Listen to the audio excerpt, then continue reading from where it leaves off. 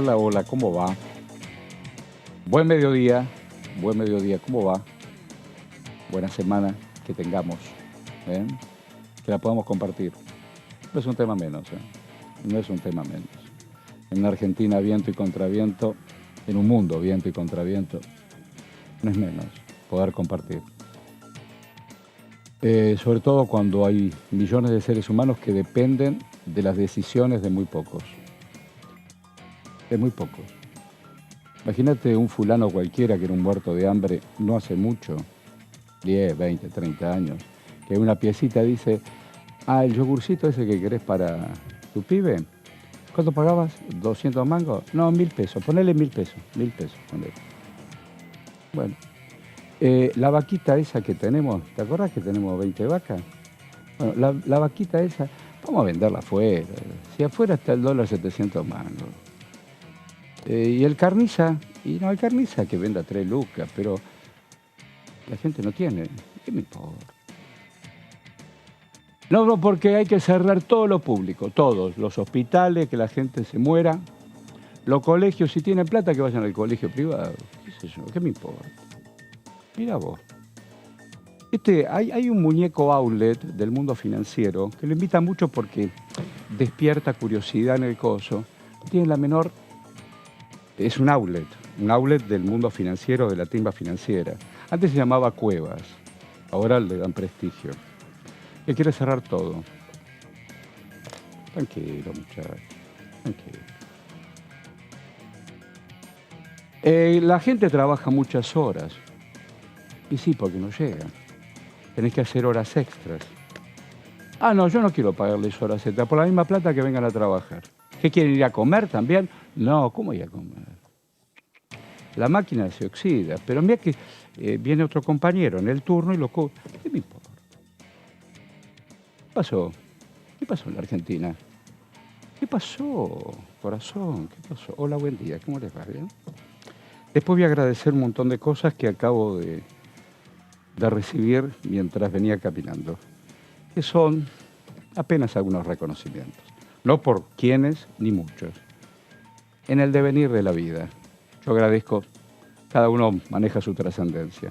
Eso se llama Jimmy. Dame un Jimmy, por ejemplo. A ver. Jimmy, hola Jimmy. Bueno, ella se llama Constanza Viñas y cariñosamente se le dice Coti Viñas. ¿Qué tal, Horacio? Felicitaciones. Por ejemplo. ¿Qué dice don Pablo Varela? ¿Cómo andamos? Felicitaciones. Otro día. Bueno, estamos acá en la querida Diputado TV, televisión temática, donde el mundo de las leyes se piensa, se escriben, se discuten, se buscan conclusiones para la convivencia. Este fin de semana recibí un montón de comentarios de lo que fue la Noche de los Museos. Estuvo bueno. Hay gente que no conoce este palacio más allá de sacarse la foto con la fachada. Este es un universo arquitectónico y de historias apasionante. Porque además el mundo de las ideas, no hablo solamente de lo que hace ruido. Acá ha pasado, estamos hablando de democracia naturalmente, los muchachos del sable y los negocios prefirieron y siempre prefieren que el otro no opine. Claro. Bueno, hay agenda. Mañana precisamente hablábamos de equidad laboral. Mañana va a haber una comisión vinculada con eso. Mañana se va a empezar a trabajar en varias iniciativas en realidad vinculadas a la reducción de la jornada laboral y es un tema que se viene hablando desde hace ya bastante tiempo, sobre todo después de la pandemia, ¿no? Las modificaciones con las formas de trabajo, así que básicamente a partir de mañana se van a empezar a tratar estos proyectos, pero después les vamos a poder ampliar con más información. Horacio, está Sebastián. ¿Por qué yo no tengo...? Bueno, después le pegamos un vistazo porque esto está bien, qué sé yo. Pero vamos a Sebastián, que yo tenía ganas de encontrarme con él. Dale. Y mientras lo veo a Sebastián, vemos qué pasa. Dale. Buen mediodía, Horacio. El saludo también para Coti, para Pablo y también me sumo, Horacio, a estas felicitaciones por el galardón, por el premio. Así que bueno, me imagino que ha estado en un buen fin de semana.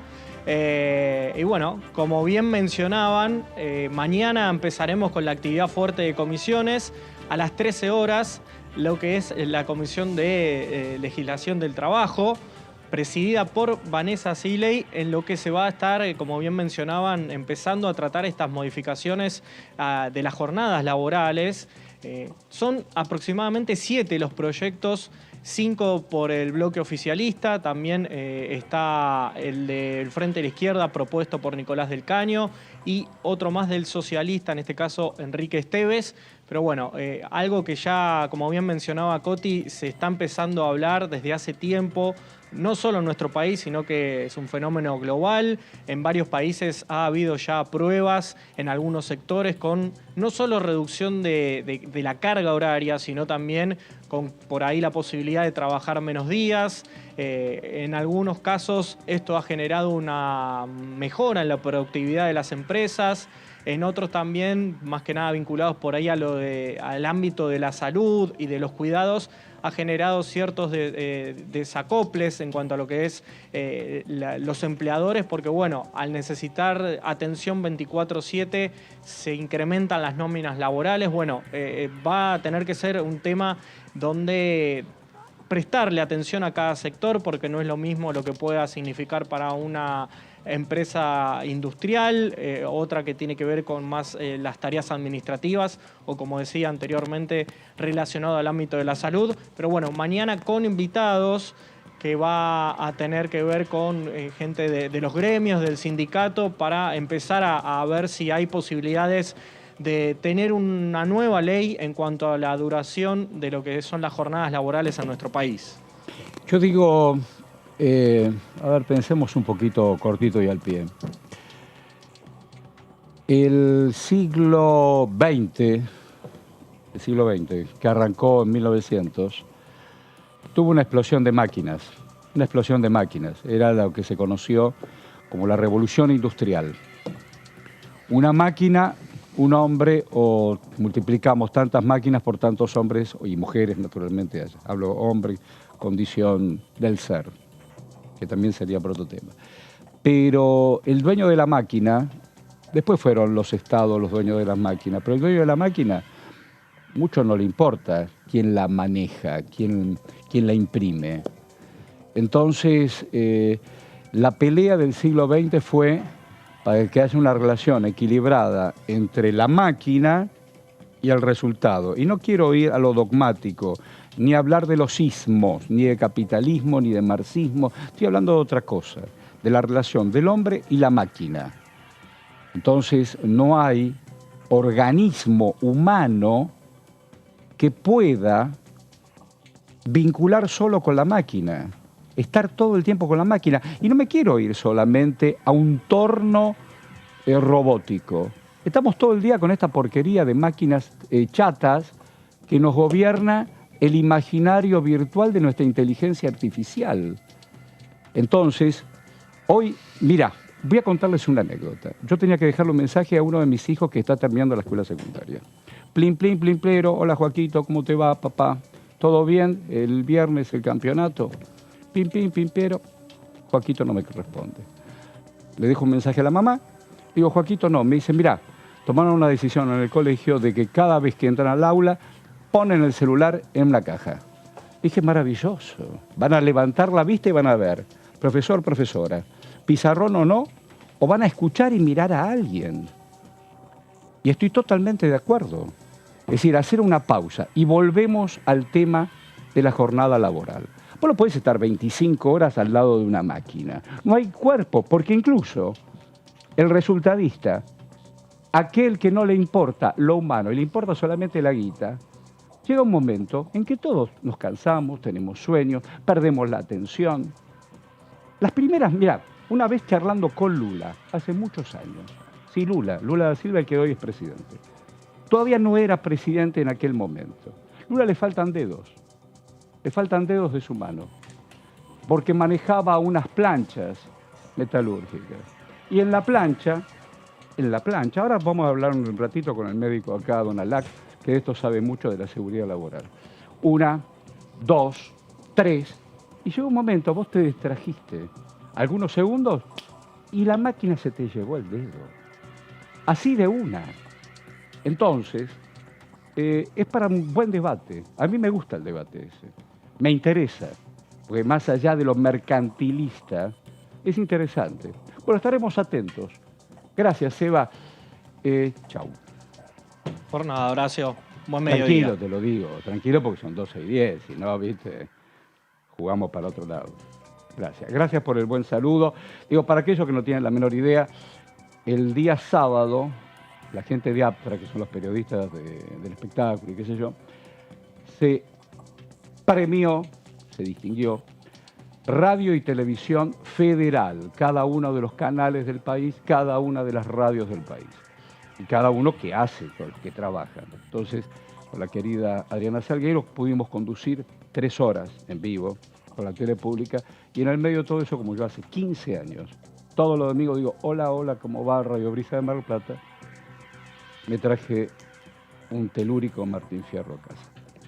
Bueno, gracias. Chau, salute. Bueno, doña Coti, ¿qué le podemos sumar? ¿Qué van a debatir mañana diputados y diputadas sobre este tema? Bueno, vamos a agregar información, como bien decís, sobre lo que recién charlabas con Sebastián. Mañana a la 1 del mediodía se reúne la Comisión de Legislación del Trabajo, que preside Vanessa Siley, y bueno, allí se va a empezar a trabajar en esta serie, ¿no?, de iniciativas, de proyectos que ya fueron presentados. Va a haber, como decía Seba también, representantes de los gremios, especialistas. Hay una citación, no tengo todavía la lista confirmada, la estuve pidiendo, pero todavía no la han hecho circular. Pero sí te puedo decir que, por ejemplo, va a haber representantes de otros países, porque claro, hay experiencias que se van a tomar para poder ver qué es lo que sirve para la República Argentina, buscar ejemplos de otros lugares del mundo. Decíamos, un debate que ya viene, ¿no?, de algunos años, sobre todo después de la pandemia y durante el año pasado. De hecho, este año, el 2 de mayo, es decir, el día siguiente al Día del Trabajador, donde se realizó ese acto con los distintos gremios, se emitió un comunicado justamente sobre este tema. Se refirió al tema de la reducción de la jornada laboral, y bueno, gran parte entonces de lo que se va a charlar mañana va a tener que ver también con las experiencias de otros países, para tomarlas, para ver qué es lo que se puede realizar en la República Argentina. Decíamos entonces, representantes gremiales, especialistas, van a estar mañana en esta comisión para exponer y presentar algo de lo que conocen, para ver qué puede aplicarse respecto de la reducción de la jornada laboral en la Argentina. Si seguimos en la próxima placa, vamos a poder ver que hay 5 proyectos. Hay 5 proyectos del Frente de Todos. Después hay uno presentado por el Frente de Izquierda y otro por el bloque de los socialistas. Pongo primero a Hugo Yasky, que es uno de los autores del proyecto, también uno de quienes vienen con mucha, no solamente la representación gremial, ¿no?, por supuesto, sino que también es quien viene pidiendo por este tema y siendo, digamos, el representante quizás del Congreso para hablar sobre todo en medios, en la agenda, del tema de la reducción de la jornada laboral. Y él había adelantado en su momento que esto iba a empezar a tratarse pronto. A mediados de septiembre o más o menos por ahí, dejó en declaraciones que esto iba a tratarse pronto. Hay que recordar también... Sí. ¿Quién nos lo adelantó? ¿Quién? Vanessa Siley hace, no recuerdo si un lunes o 2 lunes, sí, también, en esta vorágine que estábamos charlando antes, fuera de aire, en la que a veces uno vive, pero hace 1 o 2 lunes vino Vanessa Siley, estuvo acá sentada. ¿Lunes pasado? El lunes pasado, hace una semana, sí. Y ella, bueno, más sin precisar, digamos, dijo, se va a empezar a debatir. Dejó entrever. Dejó entrever, claro, ¿viste? Cuando te dicen, sí, bueno, lo estamos evaluando, seguramente va a haber una reunión informativa en los próximos días o semanas. Bueno, efectivamente se termina convocando para mañana. Y mencionaba esto que mencionaba antes Seba, ¿no?, que hay 5 proyectos del o de diputados del oficialismo, más el de la izquierda, más el de Enrique Esteves, que es el socialista de Rosario, para empezar a discutir un tema que va vinculado, me parece, al mundo del empleo, que es lo que muchas veces charlamos. Así que bueno. Y que además también, digo, el trabajo nos organiza, ¿no? O sea, nos organiza como sociedad. Tanto... estás peronista. Nada, es un chiste. No, digo, nos organiza a nivel sociedad. Creo que, a ver, vos cómo haces en tu casa. Te organizás con tu familia y con tu hija en relación a los horarios que tenés. Colegio y laburo. Exacto. Entonces, en parte, ahora cuando lleguemos a cuál es la legislación actual en la Argentina y qué es lo que sucedió en otros países, vamos a poder ver cuáles son esas experiencias y qué es lo que se está buscando como objetivo. O sea, en ningún momento se aparta la productividad, ¿no?, de lado. Es decir, cuál sería el objetivo de las empresas. Pero bueno, vamos a repasar en principio cuáles son estas iniciativas. Decíamos, una de autoría del diputado Hugo Yasky, que lo que propone es que la jornada laboral no se exceda de las 8 horas diarias o de las 40 horas semanales, sin disminución del salario que los trabajadores perciban en el momento, ¿no?, donde sea esta reducción, esta modificación respecto de la cantidad de horas. O sea, mismo salario, no más de 8 horas por día y no más de 40 horas semanales, ¿sí? Si pasamos a la siguiente placa, vamos a poder ver esto que les decía recién. Además de Vanessa Siley, que estuvo sentada acá con nosotros y dejó de entrever, como decía Pablo, algo de lo que va a comenzar mañana en la discusión de legislación del trabajo, que, dicho sea de paso, también es una comisión que ella preside. En una entrevista radial, el diputado Yasky dijo: vamos a invitar a representantes no solamente de los sindicatos, sino también de sectores no gubernamentales de Alemania, España y otros países para que nos cuenten cómo redujeron la jornada laboral y los beneficios que aportó. Spoiler, sumó otro país, Chile, ¿no?, que hace muy poco también hizo una modificación importante en la jornada laboral, justamente en ese país. Tenemos más proyectos, además del de Hugo Yasky. Empezamos primero con lo del oficialismo. Es breve, ¿no?, porque referimos solamente a la cantidad de horas y modificaciones que propone cada uno de los diputados. En el caso de la diputada Claudia Ormachea, el proyecto establece que la jornada de trabajo sea de 6 horas diarias, es decir, hay algunas diferencias, hay algunas variables, y esto representaría 30 horas semanales. Es decir, hay una diferencia, ¿no?, respecto del proyecto de Hugo Yasky. Es un poco más grande, si se quiere, más auspicioso, más ambiciosa la modificación. O una mayor reducción, digamos. Exactamente. En el caso de, otro diputado que también representa, ¿no?, al sector de los gremios, Sergio Palazzo, su iniciativa lo que propone es que la jornada laboral tenga un máximo de 8 horas diarias, pero que no exceda los 4 días de la semana. Es decir, hay una diferencia, también hay una especificación respecto de la cantidad de días que propone que existan, ¿no?, para la jornada laboral, en el caso Sergio Palazzo. Tenemos algunos proyectos más que vamos a poder repasar. Uno de Eduardo Valdés, ¿no?, que propone un máximo de 6 horas diarias y 30 semanales. Es, en cuanto a cantidad de días, es el mismo, muy parecido. ¿No? Que el de Ormachea y que el del Caño. Por eso yo, ahí le puse Idem Valdés, porque propone la misma cantidad de horas. Sí. Idem Valdés me parece perfecto. Y el de los socialistas, firmado por Enrique Esteves, contempla que la jornada laboral no exceda las 36 horas semanales. Bien, creo que esos son todos los proyectos, si no me equivoco, y después, sí. Lo que tenemos es qué es lo que dice entonces actualmente la legislación en nuestro país sobre la jornada laboral. Bueno, la ley es la 11.544 y lo que establece es que la jornada de trabajo no puede exceder las 8 horas diarias o las 48 horas semanales. Esto significa que una persona no debería trabajar más de 8 horas por día durante 6 días a la semana. Acá está la diferencia, ¿no? Por ejemplo, con lo que recién leíamos de Yasky, porque nosotros decimos, 8 horas, ¿cuál es la diferencia? Bueno, que acá se contempla de 7 días, 6 días laborales. Entonces ahí está la diferencia, no solamente en la cantidad de horas por día, sino también en cuántos días a la semana se propone trabajar, y actualmente está legislado de esta manera. Si seguimos, vamos a poder ver más información que aporta la Organización Internacional del Trabajo. Nuestro país es uno de los que tiene los regímenes más altos del mundo. ¿Esto qué significa? Que nuestra legislación, a nivel, si la comparamos con la de otros países, establece las jornadas laborales más extensas en el mundo. Estamos compartiendo, esos lugares, ese podio, si se quiere, con muchos países latinoamericanos, como por ejemplo Uruguay, Paraguay, Bolivia, Perú, Venezuela y México, y también con el sur de Asia.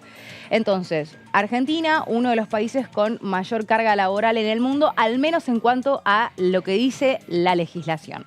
Ahora, ¿qué pasó en otros países? Para, digamos, lo que sucedió durante los últimos años para empezar a establecer puntos de comparación y que de hecho se van a escuchar en parte mañana en esta reunión informativa. Si seguimos en la siguiente placa vamos a poder observar algunos de los datos, como por ejemplo, comparación respecto del podio en el que estábamos, decíamos Argentina, uno de los países con mayor carga laboral horaria en el mundo. ¿Y qué es lo que pasa en Europa? Para también tener un contrapunto. Bueno, el límite legal es de 40 horas y solamente hay 3 naciones en el mundo, o sea, Suiza y Kenia, según la Organización Internacional del Trabajo, que superan las 48 horas semanales. Acá estamos hablando de horas por semana, ¿no? En el caso de Estados Unidos, no hay un límite legal de horas trabajadas. Entonces acá tenemos la comparación principal y cerramos entonces con lo que pasó en otros países. Ahora sí, ponemos la siguiente placa. Ahí está, perfecto, gracias. Las experiencias entonces internacionales. El caso de Islandia, por ejemplo. Acá, esto es importante hacer una mención. Esto fue una decisión gubernamental, porque también vamos a ver que en otros países tomaron estas iniciativas empresas privadas, o sea que hay muchas formas de compararlo, ¿sí? En el caso de Islandia, entonces, el gobierno decidió pasar de trabajar 4 días por semana. Empezó con a las personas que trabajaban en el Estado, ¿no? De la administración pública. 4 días a la semana, es decir, se redujo la jornada de 40 a 35 horas semanales y se pagó el mismo salario. Esta fue, digamos, la experiencia que tuvo Islandia respecto de sus trabajadores y trabajadoras estatales. En este caso, lo que se observó es que la productividad se mantuvo o mejoró. Es decir, no hubo una merma de la productividad a raíz de la reducción de la jornada laboral en Islandia. Si seguimos, tenemos un ejemplo más, que es el de Reino Unido, donde acá se hizo la experiencia con empresas privadas, exactamente. Durante 6 meses, 60 empresas privadas con más o menos 3.000 empleados adoptaron un régimen laboral de 4 días a la semana, es decir, también parecido, ¿no?, a lo que veíamos ayer, sin modificar los ingresos de los trabajadores. Y el 39% de los empleados estaban menos estresados, es decir, uno de los resultados que arrojó esta prueba de medio año en Reino Unido, y el 71% había reducido los niveles de agotamiento. ¿Qué pasó con las empresas? Pensamos, bueno, bajaron su productividad, la subieron, la mantuvieron. Bueno, mantuvieron los ingresos y hasta en algunos casos lo aumentaron un 1.4%. Es decir, además de la experiencia de la modificación que hubo respecto de la jornada laboral en Chile, país vecino, hace muy poco tiempo, algunas de las experiencias también, hay otras experiencias de España, que de hecho entendemos que podrían ser parte mañana, ¿no?, de los ejemplos como teníamos el textual de Boyarsky, para servirse entonces de las experiencias internacionales donde se hicieron estas modificaciones. ¿Qué es lo que se busca? Bueno, intentar mantener los salarios a priori, ¿no?, de los trabajadores y trabajadoras, reduciendo algunas horas, depende del proyecto, la jornada laboral. Otro de los puntos, y con esto cerramos, que también marcaba, por ejemplo, cuando se estuvo charlando durante el año pasado mediáticamente sobre este tema, es que claro, si vos reducís la jornada laboral, vas a tener más posibilidades de también ofrecer nuevos trabajos a otras personas. ¿Puedo sumar? Sí, claro, por supuesto. Vamos a ser realistas. Sí. Vamos a ser realistas. Esto ya pasó en la década del 90. ¿Te acordás? En la década del 90. Yo te reduzco, Horacio, la jornada laboral. Lo que complementa, ¿me traes pasantes? Sí, tráeme pasantes. Tráeme, no, monotributista todavía no, pasantes. Y al segundo mes en la prueba vemos. Dame de esa universidad. Sí. Pero mire que yo ya trabajo 6, usted me va a compensar. Y no, vos no querés trabajar menos. Yo no te voy a aumentar. El otro pasante, por favor. En la década de 90 pasó esto. Y si eras muy útil, sobre todo en las empresas del Estado fundamentales, eléctricas, telefónicas, de servicios, te despedían y después te volvían a contratar, pero tenías que facturar por menos y con riesgo tuyo, obra social, aporte jubilatorio. ¿Se entiende?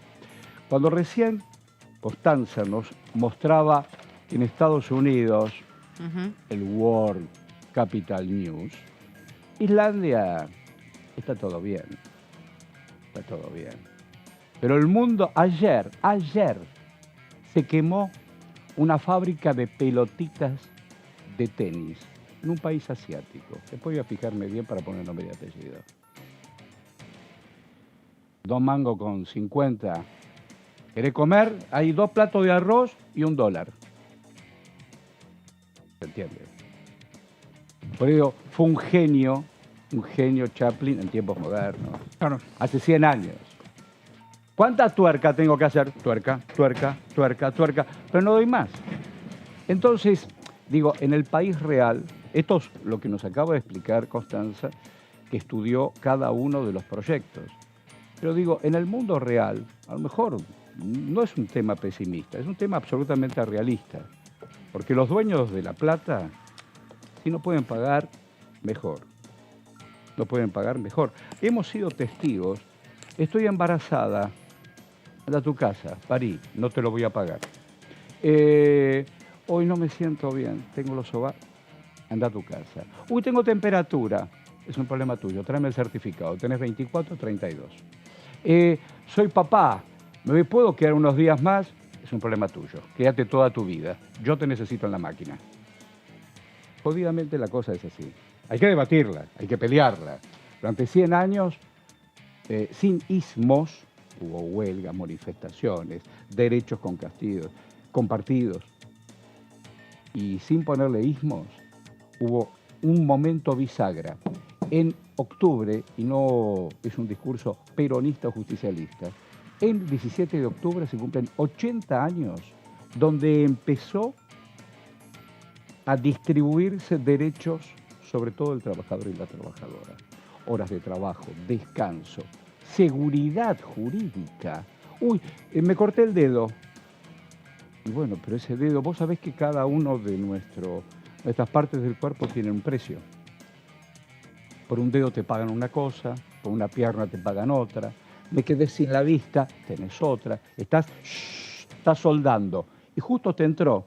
Y la máquina, el tipo que te paga por la máquina, tiene que pagarte los ojos. Los ojos no vas a ver nunca más. O sea, vas a casa para siempre, alguien la tiene que... No, esas son indemnizaciones. No, yo no te voy a pagar la indemnización. ¿Cómo no me vas a pagar la indemnización? ¿Me pegas un shot y no me pagas? Eso fue la década del 90. Esto ya lo vivimos. Más allá de la peluca y el taladro. Ya lo vivimos. Y dejaron medio millón. Digo, la mitad de la Argentina, esto quiero decir, millones de seres humanos en banda. 90, 2000, 2010, 2020, 2030. Tenés 5 generaciones. ¿Por qué hay tanta gente en la calle? ¿Por qué hay tanta gente? Van con los chicos. Hay 5 generaciones de desempleados en la Argentina. Y tienen nombre y apellido. Vos podés ponerte la peluca, gritar en un programa berreta de tele.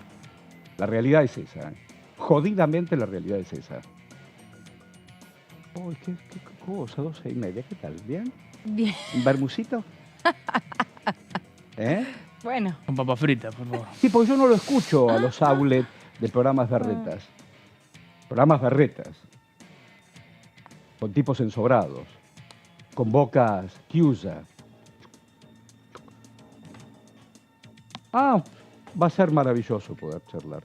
Vamos a dialogar.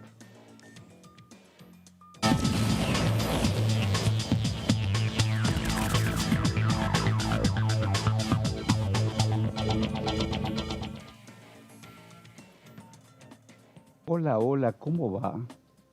¿Estamos en conexión con Esquivone?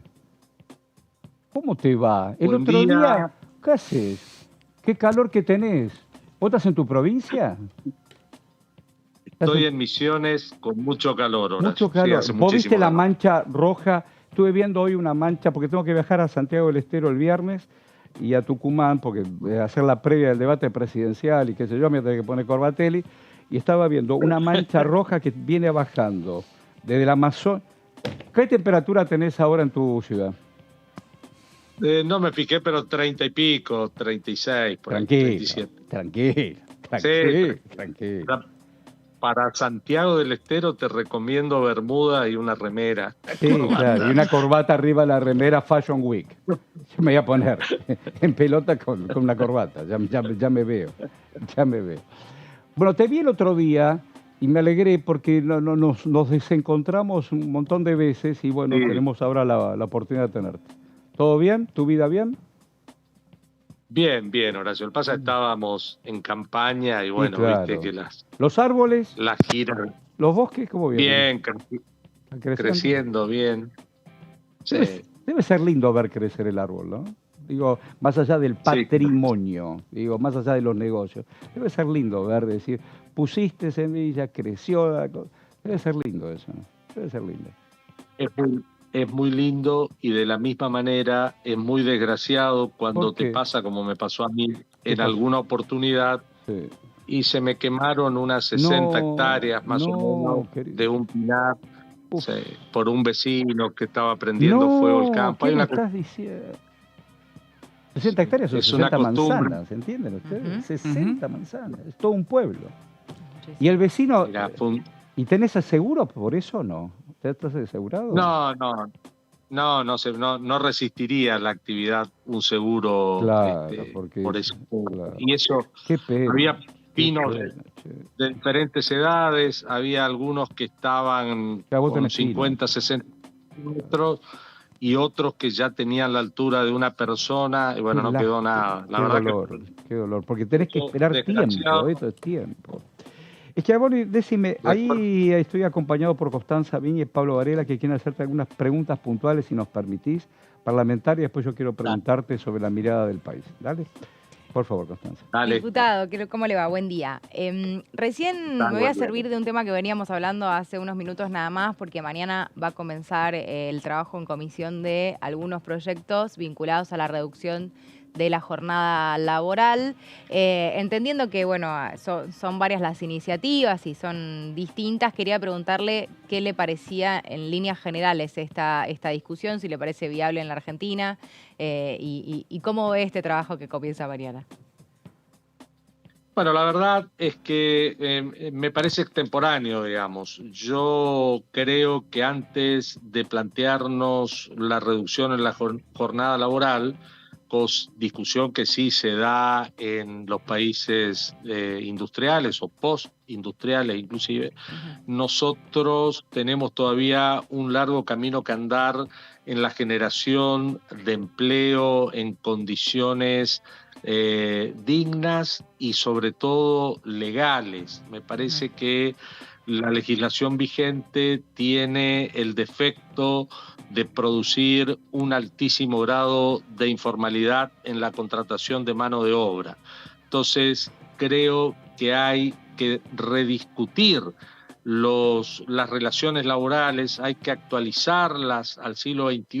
Nosotros tenemos una legislación vigente que data de iniciativas planteadas en 1974 y vaya si ha cambiado el mundo del 74 a la fecha. Entonces, me parece que la discusión de la duración de la jornada laboral es algo que viene después. Antes tenés que solucionar trabajo y trabajo formal. Después discutimos cuántas horas trabajamos o no. Y bueno, me parece que venimos soslayando esa discusión en la Argentina por esto de lo políticamente correcto y lo políticamente incorrecto. Entonces, nadie quiere hablar de ese tema, nadie quiere confrontar por ahí con los representantes sindicales, por lo menos los que hoy están, los que formalmente representan a la fuerza laboral en la Argentina, donde creo que cada vez, como hay cada vez menos trabajadores formales, me parece que la representación ahí está un poco cuestionada. Y también me parece que si tu legislación laboral vigente lo que hace, lo que produce como consecuencia es que la mitad de la población económicamente activa del país trabaje en la informalidad, algo no está bien ahí. Tenemos que revisar eso.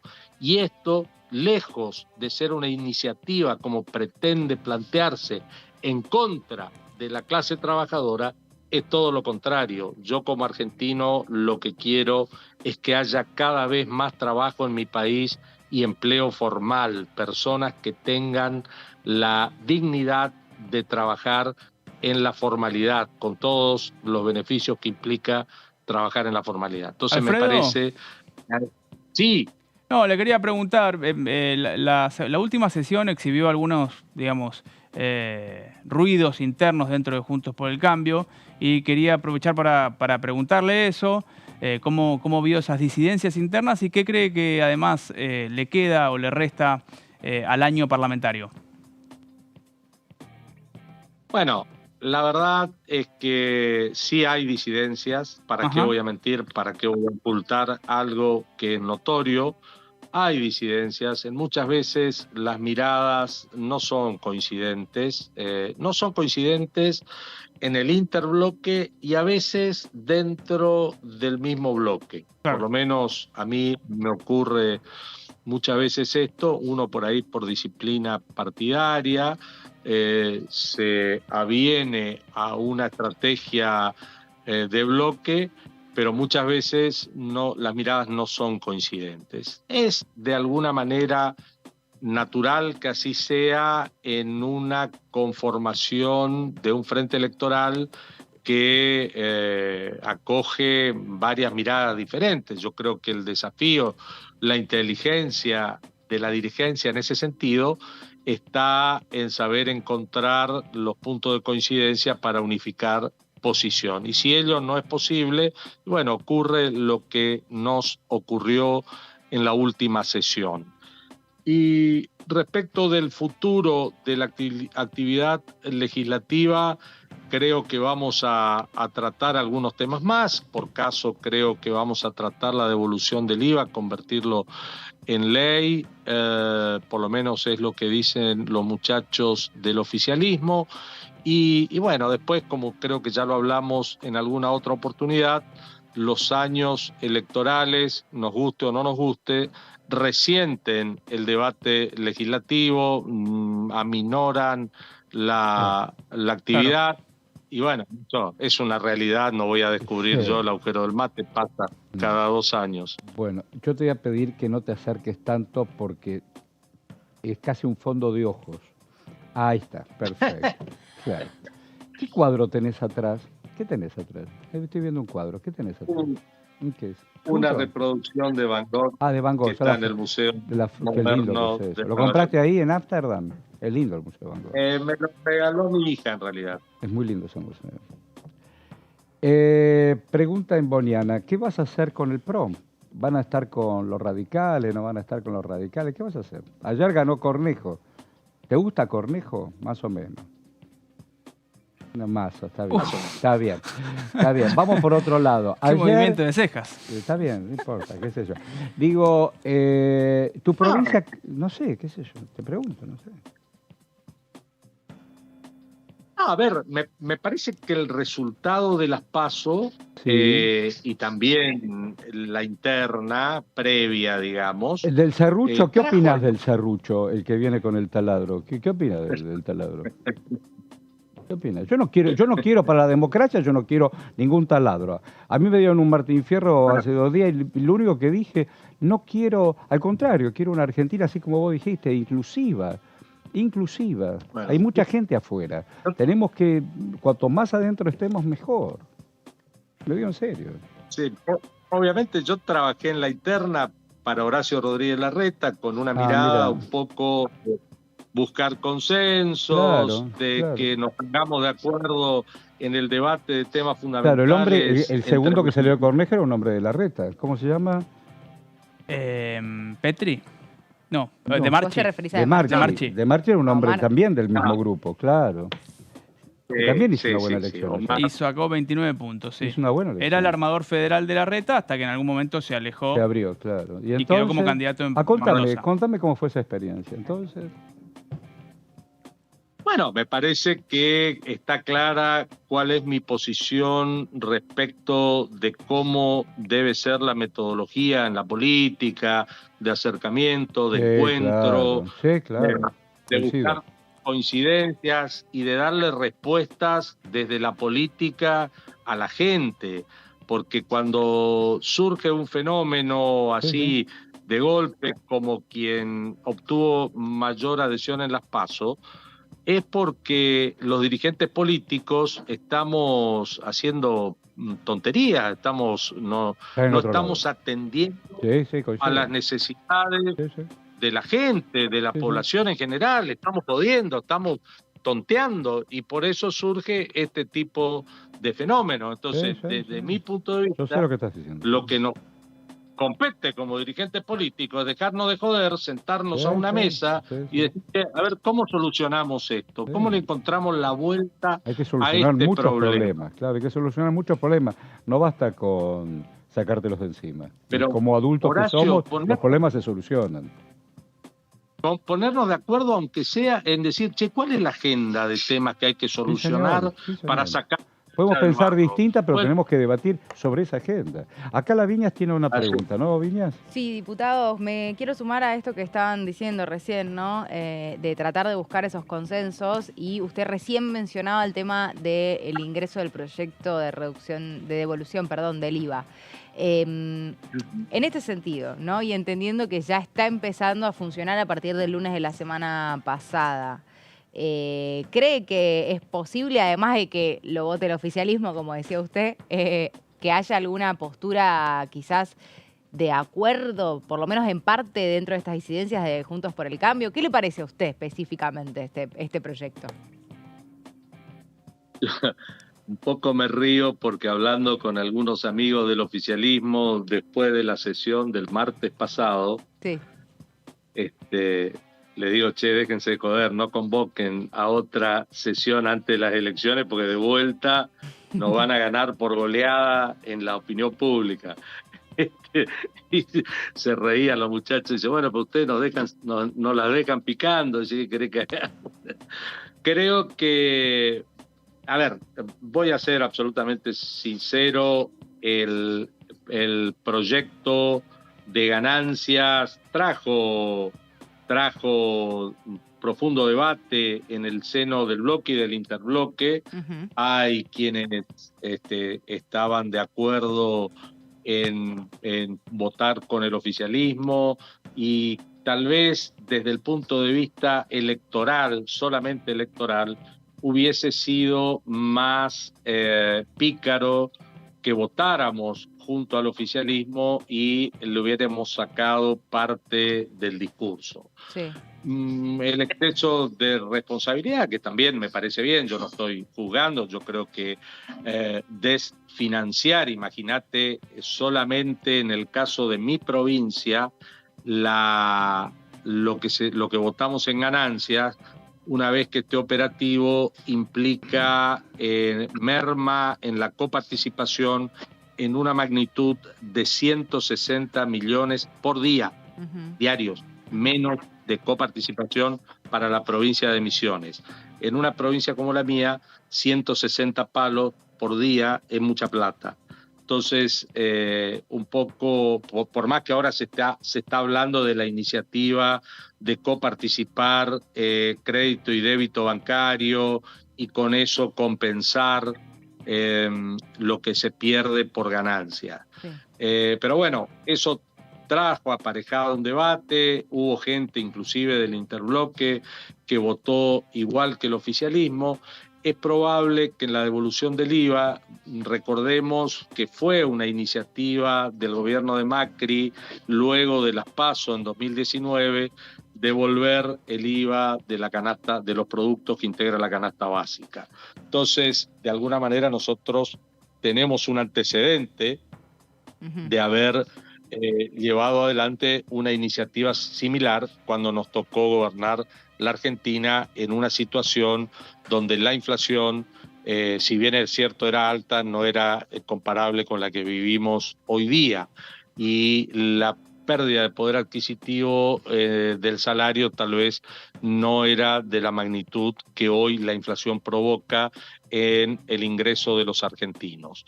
De todas maneras, con ganancias, también debo reconocer, de ser honesto, que siempre nosotros dijimos, como política, vamos a apoyar todas las iniciativas que signifiquen disminución en la carga impositiva y no vamos a avalar ninguna que signifique mayor presión tributaria para los argentinos. Así que bueno, son por ahí las contradicciones que se producen en el medio de una campaña electoral y sobre todo cuando juegan las blancas y juegan las negras. Alfredo, entonces, no sé si estuviste en la Comisión de Ganadería y Agricultura de la semana pasada, pero digo, se habló ahí mucho, obviamente, de lo que tiene que ver con el sector cárnico o el sector ganadero. Bueno, acá nos estás contando vos que sos productor forestal, por lo que entiendo, pero también se habló mucho de lo que sería el NEA, ¿no? De cómo está impactando bueno, la inflación, lo tributario. ¿Cómo viste esa comisión y qué crees que desde ese lugar se puede aportar a la producción, tanto ganadera como, bueno, de granos, como forestal o de otras producciones? Sí, sí, por supuesto, participé de la comisión, formo parte de esa comisión y también tuve una intervención al respecto. Ajá. Porque lógicamente toda la región norte del país se va convirtiendo cada vez más en una región ganadera por el corrimiento de la frontera agrícola. Claro. Obviamente esto ha provocado que zonas que antes no eran tradicionalmente ganaderas, de la provincia de Formosa, de la propia provincia de Misiones o del Chaco, hoy estén incorporadas a la producción de ganado bovino, básicamente, que fue un poco desplazada por la producción de soja y de maíz de la provincia de Santa Fe, de la provincia de Entre Ríos y de la provincia de Córdoba y de Buenos Aires también, ¿no es cierto? Entonces, este corrimiento de la frontera agrícola ha hecho que la región no ainea se incorporen como productores cárnicos. Hay muchísimo por hacer ahí, estuvo bastante buena la reunión. Yo te hago una pregunta desde el sentido común. En algún momento, yo soy un urbano de a pie, pero digo, en algún momento los productores que tenían incluso campos mixtos dijeron, muchachos, si seguimos teniendo solamente animales, los números no cierran y entramos que la tierra produzca, lo que venga, pero la tierra que produzca. Vamos por la soja, que tiene salida fácil, y después vemos cómo lo multiplicamos. El suelo está lastimado, ya está usado. La vaca lo que necesita es comer, no vas a comprar eucanuba para darle en la boca. Entonces, volver atrás para poder avanzar también necesitas un tiempo como para que crezca el pino. Porque la vaca... O compras maíz. No, o me las trajiste a las islas frente a Entre Ríos, me quemaste todo y la vaca come ahí. Eso yo también lo sé. Lo contó Burgell acá públicamente. Entonces, avanzaron tanto que ahora es muy difícil empatar. Digo, el sentido común, yo no sé nada. Te digo, soy un tipo urbano que se tomó el subte para venir acá. Hay una solución inteligente como para todas las cosas. Eso me interesa escuchar. El problema pero porque, ¿sabes qué pasa, Horacio? Que el verdadero desafío es compatibilizar las actividades productivas con el cuidado del medio ambiente. Esto es tan claro, lo introdujo al concepto de producción ecológica el general Perón en los años 50. ¿Qué me hablabas? Entonces, sí, Perón fue el primer tipo que habló de ecología en la República Argentina.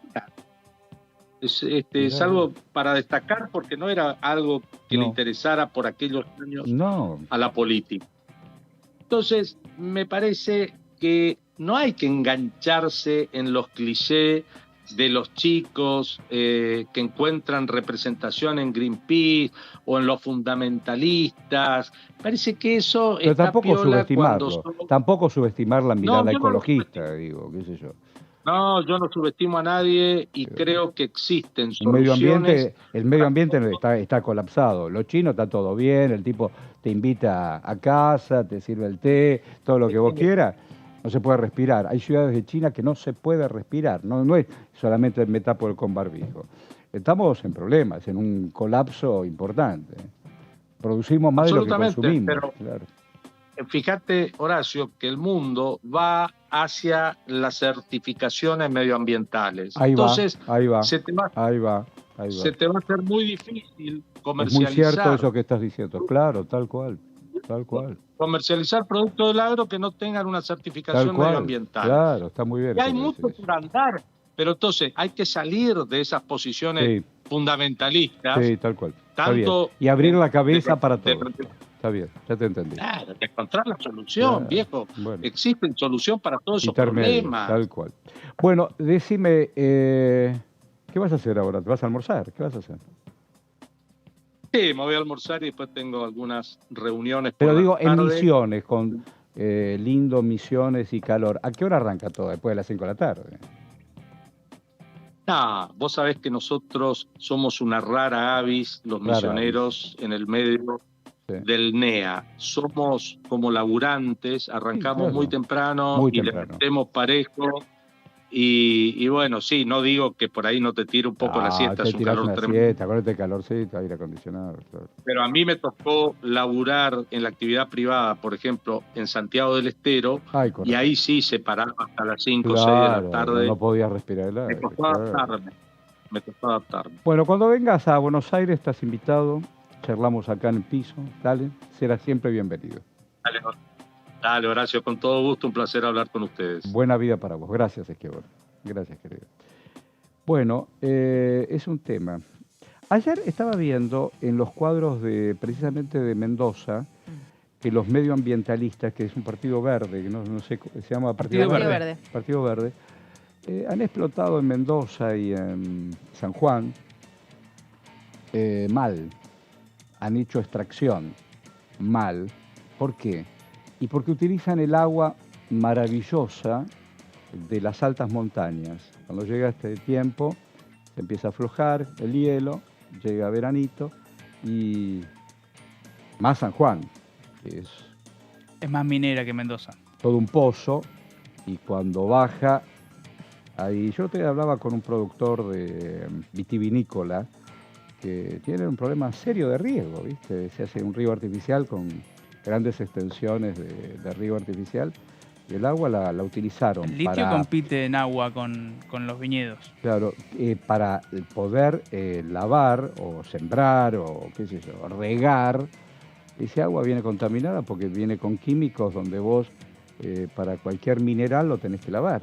No sabés, vos rompés la montaña, es decir, esto sí, esto no, esto sí, esto no, pero para hacer esto sí, esto no, tenés que ponerle agua. Y después el desecho del agua sigue bajando de la montaña y te jodió el viñedo. Uy, mira. Y el Partido Verde en Mendoza, Grego, salió cuarto con 11 puntos. Pero por eso, digo, por eso, como yo le decía recién a don Schiavoni, sin subestimar. Sin subestimar porque el planeta es único y compartimos el aire, entre otras cosas. Vamos y venimos. Dale.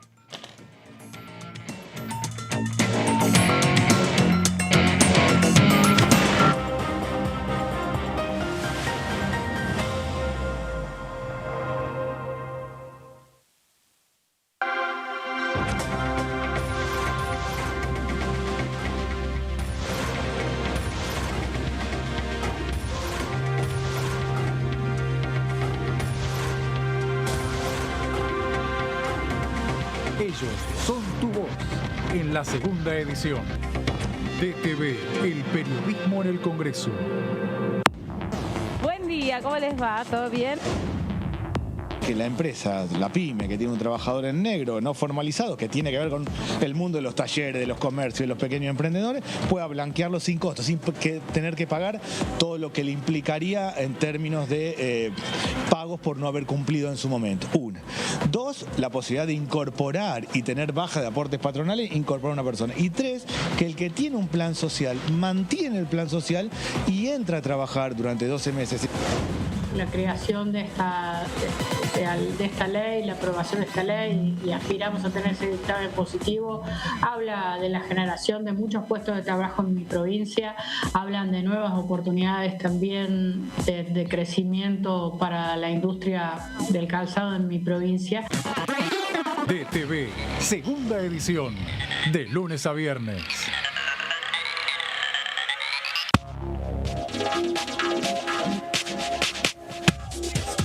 DTV es información, diálogo, análisis. DTV es federalismo, libertad de expresión, pluralidad de voces. DTV es todo lo que en democracia un país debe ser.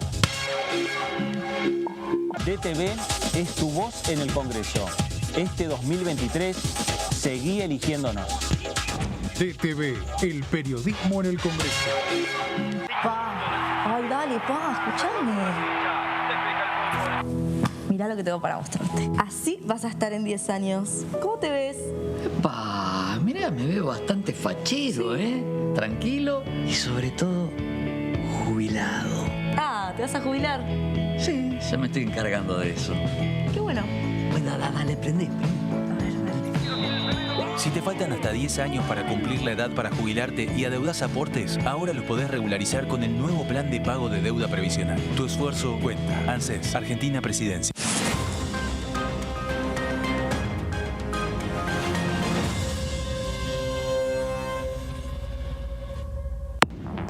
Hola, bienvenidos a una nueva jornada del resumen de noticias parlamentarias. El ministro de Economía, Sergio Massa, lo presentó el proyecto para modificar el impuesto a las ganancias y se aguarda su envío al Congreso, como lo decíamos al principio. Estamos expectantes para conocer los detalles, pero bueno, en líneas generales ya se sabe cómo es esta iniciativa. DTV, el resumen, de lunes a viernes.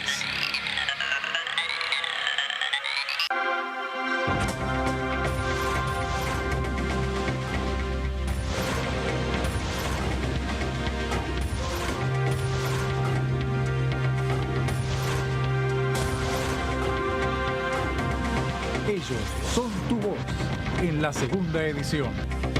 DTV, el periodismo en el Congreso. Hola, ¿qué tal? ¿Cómo andan? Bienvenidos, bienvenidas. Aquí estamos en la tercera edición. Yo escuchaba esto de que ¿por qué el ministro no hace ahora lo que dice que va a hacer?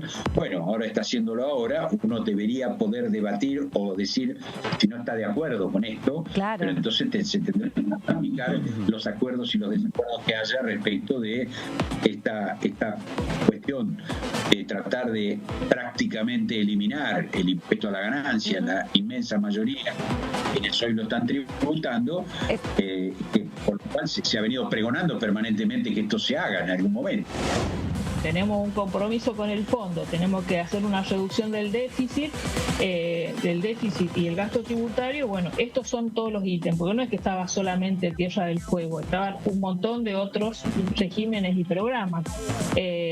Y lo que nos planteó es, si queremos hacer los deberes del fondo, tenemos que discutir eso. Nadie lo quiso discutir porque nadie quiere, digamos, que se les reduzcan los ingresos o se les reduzcan los subsidios o se reduzcan los programas de fomento.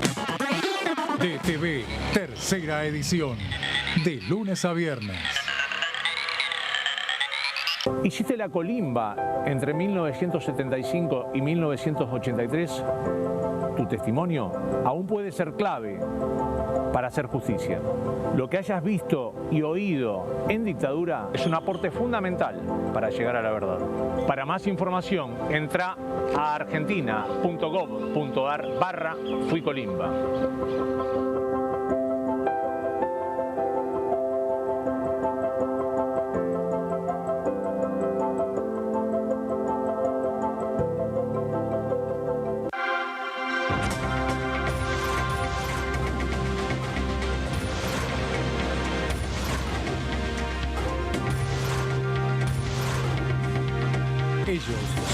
voz en la tercera edición. DTV, el periodismo en el Congreso.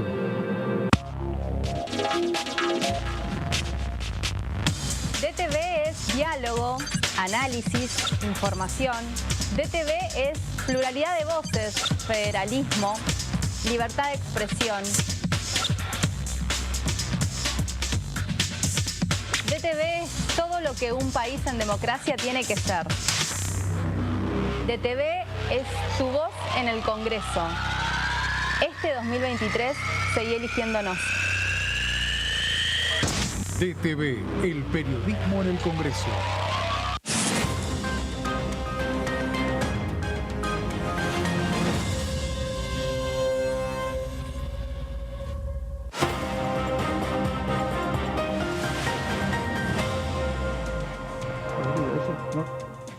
Aquí estamos, en toda la Argentina, 13 horas 3 minutos.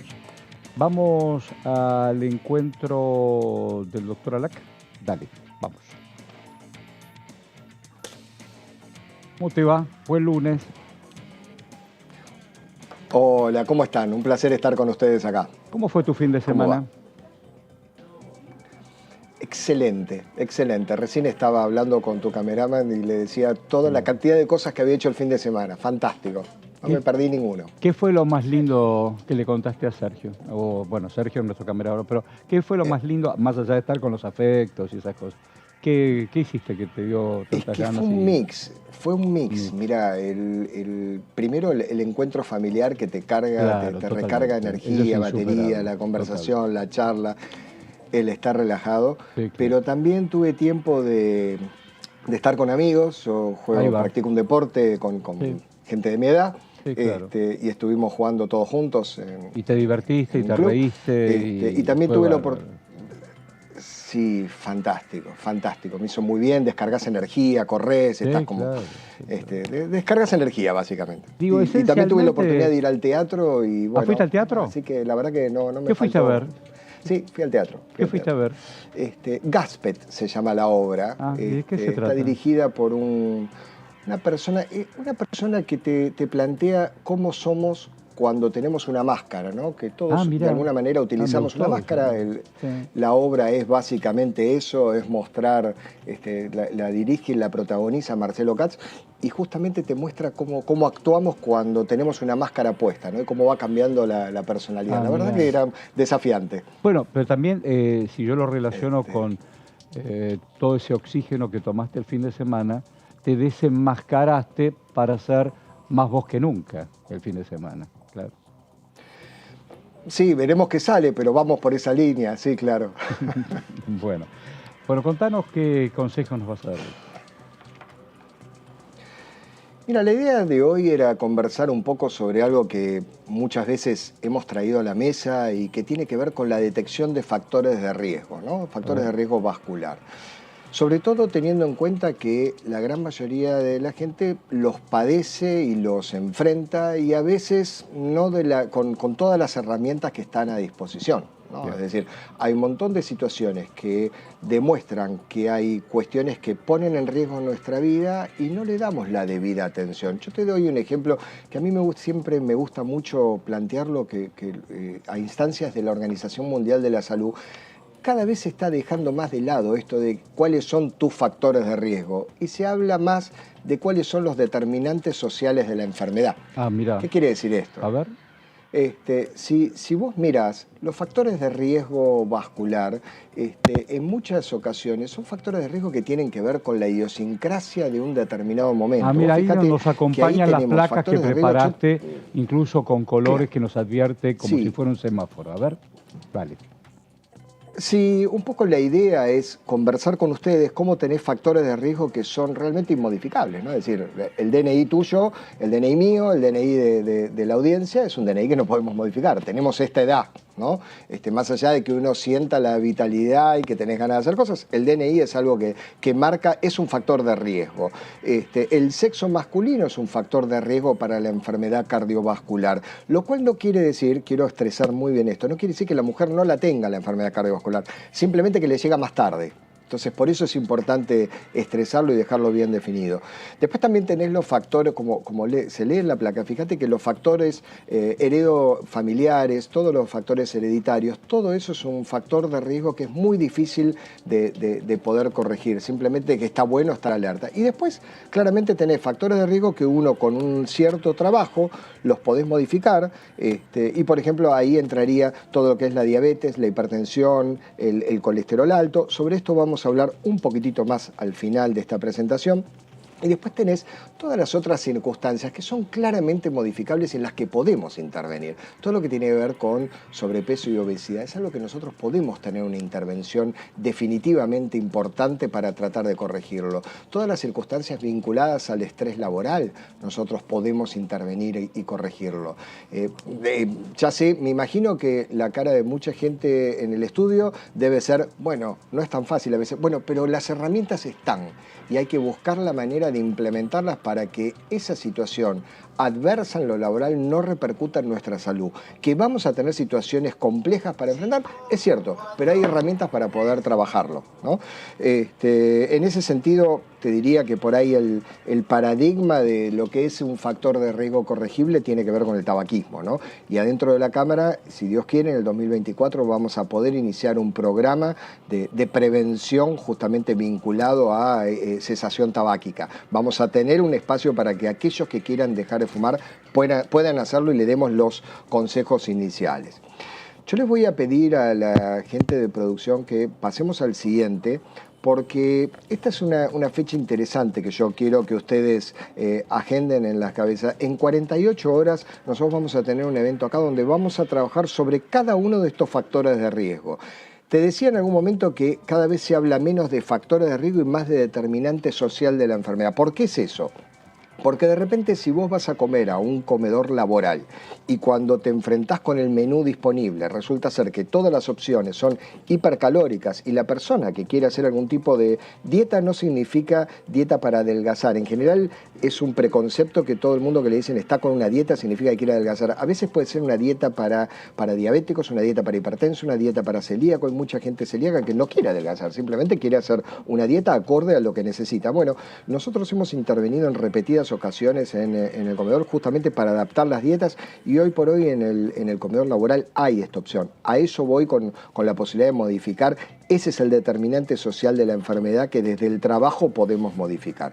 Fíjate que acá tenés los flyers de la publicidad que nosotros hemos utilizado justamente para tratar de sensibilizar que todos estos factores de riesgo vascular, que no solamente afectan a lo vascular, sino también pueden provocar cuadros vinculados a los tumores, cuadros psiquiátricos, pero básicamente los vasculares son prevenibles. El infarto y el ACV de alguna manera se pueden llegar a controlar. Vamos a la siguiente y les quiero mostrar en qué consiste esto que vamos a hacer el día miércoles. Nosotros ya lo hemos hecho en algunas otras oportunidades y como ustedes ven, tenemos una serie de postas y en esas postas lo primero que hacemos es evaluar, se le hace un interrogatorio a la persona y se le toma la presión arterial. Después se hace una evaluación del índice de masa corporal, que es simplemente una fórmula, no tiene demasiado misterio, es peso sobre talla al cuadrado y con eso construimos el índice de masa corporal justamente para dar una serie de recomendaciones y que tienen que ver con la evaluación de la prueba de riesgo de prediabetes y todo lo que tiene que ver con estilo de vida. Todo esto está enmarcado en lo que hoy por hoy se conoce como síndrome cardiometabólico. ¿Qué quiere decir el síndrome cardiometabólico? Hay un poquitito de sobrepeso, un poquitito de hipertensión, un poquitito de azúcar elevada, un poquitito de colesterol elevado. Suena un tanto como light lo que les estoy diciendo, pero es apenas una persona que tiene el azúcar. Por ejemplo, si nosotros tenemos un análisis de sangre y vemos que en el laboratorio de esa persona, para un normal, para ese laboratorio de 70 a 110, tiene 108, tiene desde hace unos años 102, 104, 107, 108, y le va aumentando y se va acercando al límite superior. ¿Es patológico? No, no es patológico. La persona es diabética, no es diabético, pero se va acercando a ese cuadro de intolerancia y posiblemente lo que está faltando es un poquitito de ejercicio justamente para activar a la persona. Por eso, como ustedes van a ver en la siguiente placa, todas estas instancias evaluatorias la concluimos con una devolución que le hacemos a la persona con una serie de recomendaciones hechas por los profesionales justamente para que se lleven una información concreta de en qué cosas tienen que actuar, ¿no? Por eso nos parece importante poder compartirlo con ustedes. Vamos a la siguiente, por favor, le pido a la producción, donde les voy a mostrar qué ocurrió en las instancias anteriores. Nosotros al día de la fecha ya llevamos evaluados casi 300 personas, realmente la concurrencia es importante, y en esa ocasión, fíjense qué interesante lo que hemos encontrado. De esas casi 300 personas, 75 tenían antecedente de tabaquismo activo, y la mitad de ese grupo aproximadamente tenía intenciones de abandonar el hábito tabáquico, y le ofrecimos una serie de instancias para que puedan ir canalizándolo. Fíjense lo que tiene que ver con sobrepeso y obesidad. Yo recién les decía que esto se construye con el índice de masa corporal, que es peso sobre talla al cuadrado. Es muy fácil de saberlo. Hasta 25 se lo considera normal, de 25 a 29 es sobrepeso y de 30 o más es obesidad. Bueno, encontramos que de los 295, 170 estaban con sobrepeso y obesidad. Es decir, hay una ventana de oportunidad concreta para poder trabajar en este grupo poblacional. Y después tuvimos personas que nos manifestaron tener, no nos manifestaron tener, sí estar estresadas, pero le hemos hecho la evaluación y estaban hipertensos al momento de la evaluación. Es decir, que estamos hablando prácticamente del 40% de los que estaban ahí participando tenían hipertensión arterial. Yo les decía que quería conversar con ustedes, y ya con esto voy terminando, sobre el colesterol alto, que justamente en muchas ocasiones lo hemos mencionado, pero no lo hemos desarrollado.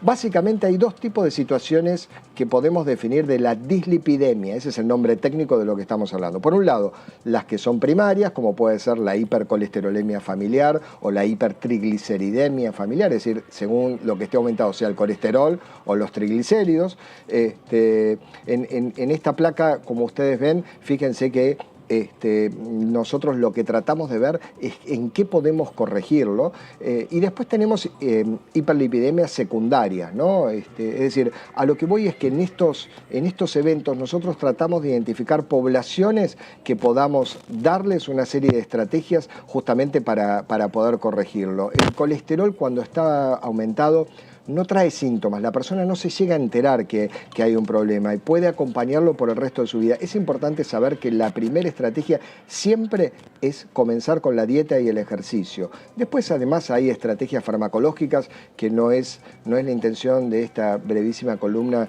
de documentar, pero sí sepan que la primera estrategia es la dieta y el ejercicio. Y para concluir, me gustaría mostrarles lo que sería la rueda que plantea el American Heart Association, que ustedes están viendo aquí en pantalla.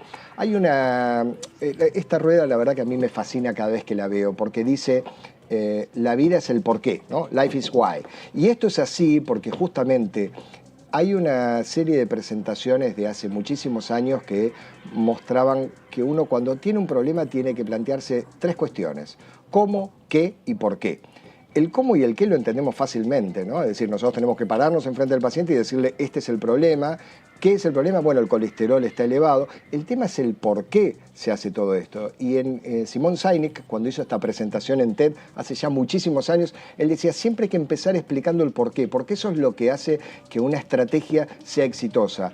Las computadoras de la manzanita, no, seguramente la gente de producción va a estar contenta que no hice ninguna alusión a ninguna marca. Las computadoras de la manzanita, la primera pregunta que se hacen cada año de cómo mejorar su productividad y su penetración en el mercado, lo primero que se plantean es el por qué. Y eso es lo que plantea Simon Sinek. Lo mismo, por qué los discursos de Martin Luther King llegaban de la manera que llegaron. Es decir, lo primero que hay que planificar cuando uno arma una estrategia es el por qué. Por eso vamos a la última placa. Realmente yo quiero transmitirles la importancia de que todos aquellos que tengan dudas acerca de sus factores de riesgo, el día miércoles vamos a estar en la zona de cajeros de 12 a 15:30 haciendo una serie de evaluaciones y vamos a concluir con una devolución personalizada para cada una de las personas que se puedan acercar, para corregir esos factores de riesgo, Horacio. Ya estamos agendando y el propio miércoles vamos a volver a recordarlos. Que tengas la más linda semana. Excelente, los espero por ahí. Lo mismo para ustedes. Chao, Marcelo. Por favor. Muchas gracias. Gracias, Sergio, también. Ahí estamos. Chau, chau. Estamos en 13 y 16. Vamos a escuchar a don Pablo Barilla, que nos trajo un tema para reflexionar desde el mejor lugar. Dale. Vamos a repasar un proyecto que es el proyecto de ley de envases con inclusión, un proyecto que había perdido estado parlamentario, que impulsa el oficialismo y que este año, a mediados de este año, fue reingresado a la Cámara y representado por Natalia Saracho, que es una diputada del Frente justamente de recién, Todos. Sí. hace unos minutos hablábamos de medio ambiente, que es algo más que la ecología. Ayer estábamos hablando con contemporáneos. Digo, yo soy un señor que tiene 71 años y cuando yo era pibe, hasta puedo contar una anécdota, decir, yo soy anterior a la era del plástico. Esto que estoy tomando esto es vidrio, esto es papel, pero esto es plástico. Acá en nuestra mesa de trabajo, es decir, nos rodea el plástico. El plástico es un derivado del petróleo, que cuando vos lo desechás, porque no lo puedes reciclar, o sí, si vos lo desechás en un medio ambiente, ese medio ambiente no lo transforma, no lo quiere. Lo mío es que cuando vos comés algo, yo me como un tornillo, toda mi digestión lo va a expulsar al tornillo, porque mi organismo no lo va a reconocer. Entonces quiero decir que todo ese petróleo, con formita de algo, de botella, de cualquier objeto, el medio ambiente no lo quiere. Entonces hay una montaña tan grande como el planeta de desechos de ese medio ambiente. Entonces alguien dice, che, ¿y si en vez de tirarlo, lo incluimos? ¿Y cómo lo incluimos, Pablo? Así es una serie de residuos que no pueden, que no son degradables, claro, por la naturaleza. Esa es la palabra. Correcto, por lo tanto, tienen que tener un tratamiento especial y en este sentido lo que proponen las organizaciones sociales, las cooperativas de reciclado, es enmarcarlo de manera tal que además pueda generar puestos de trabajo y pueda tener un marco normativo para darle tratamiento a esta montaña de residuos que se generan permanentemente, porque toda nuestra vida está atravesada por plásticos que derivan del petróleo, como dice Horacio, pero que uno no se da cuenta todo lo que va tirando y lo va arrojando y todos los residuos que se van generando y que tienen un impacto obviamente medioambiental. Vemos acá en la primera placa que la diputada nacional Natalia Saracho del Frente de Todos, de Patria Grande más puntualmente, pero del Frente de Todos del oficialismo, volvió a presentar el proyecto de ley de envases con inclusión social. La iniciativa había sido impulsada por el Poder Ejecutivo Nacional, es decir, por Alberto Fernández, durante el año 2021 y había perdido estado parlamentario. Vemos en la siguiente placa que esto fue, bueno, justamente como decía yo hace un instante nada más, el 14 de junio, es decir, a mediados de este año, volvió a ser presentado y en esa presentación estaban presentes o acompañaron la presentación Germán Martínez, que es el jefe del bloque del oficialismo, el viceministro de Ambiente, Sergio Federovisky, alguien que viene del sector del Frente Renovador, de Sergio Massa, la directora nacional de Reciclado, María Castillo, y los diputados Florencia Lampreave, Federico Fagioli, Paula Penaca, Natalia Souto y Hernán Pérez Araujo. Bueno, la mayoría de los que están acá de la provincia de Buenos Aires, Hackman de la ciudad de Buenos Aires y Pérez Araujo de La Pampa, pero todos, digamos, referenciados o dentro del bloque del Frente de Todos. Siguiente placa. Acá se estipula que hay 50.000 toneladas de residuos plásticos que se generan por día en la Argentina, lo cual es un número muy alto. Y solamente se recupera el 20%, el resto se procesa en rellenos sanitarios o en basurales a cielo abierto. Es decir, no tienen un correcto tratamiento o tienen un tratamiento que obviamente tiene su impacto ambiental. Los basurales a cielo abierto sabemos un poco de qué tratan, los rellenos también pueden tener impacto hacia abajo en las napas y demás. Y el proyecto lo que busca básicamente es instrumentar mecanismos que permitan financiar políticas de gestión de residuos con inclusión social, esperando generar hasta 80.000 nuevos puestos de trabajo. La idea básicamente es destinar un presupuesto, que ese presupuesto sean manejados por las cooperativas. Incluso se hablaba de que ese presupuesto quede descentralizado hacia los municipios, o hacia muchos municipios, y que a partir de ahí lleguen a las cooperativas de reciclado y las cooperativas de reciclado puedan trabajar Bueno, con estos residuos que estamos mencionando, y de vuelta, es una manera de generar puestos de trabajo, de darle un marco normativo, un marco legal a todas estas cooperativas para que puedan seguir desarrollando su actividad, y además tiene un impacto ambiental positivo, no negativo, o busca tener un impacto ambiental positivo en el sentido de darle tratamiento a miles de toneladas que todos los días se producen en la Argentina y que si no tienen un destino correcto. El plástico creo que tarda como 200 años en degradarse si uno no tiene algún tipo de tratamiento. Sí, y de hecho, perdón Pablo, te interrumpo un segundo, porque un cuarto de los residuos que se producen en Argentina, o sea, el 25%, un cuarto, son envases. O sea, de toda la basura que producimos, un cuarto son envases. De ese cuarto que son envases, el 90% es plástico. Sí, totalmente. Para pensarlo con lo que cada uno va a tirar a la basura, al tacho, hay quienes separamos, ¿no?, los residuos, y ahí como que lo ves más claramente porque vas llenando un canasto o lo que tengas y ves bien que de todos esos desechables son envases, cuánto es plástico y demás. Pero bueno, es como para tratar de graficarlo. Estaba buscando, si no, el dato de cuánto representan las 50.000 toneladas. Viste que está bueno las comparaciones de cuántas canchas de fútbol. Es un montón y es verdad. Yo empecé hace relativamente poco a separar y el tacho grande es el destinado a los... El grande es que si no te entra. A ver si nos entendemos. Y se llena muy rápido. Sí. Así como recién, ¿cómo se llama? Schiavoni hablamos. Sí. Dijo Schiavoni. 60 hectáreas.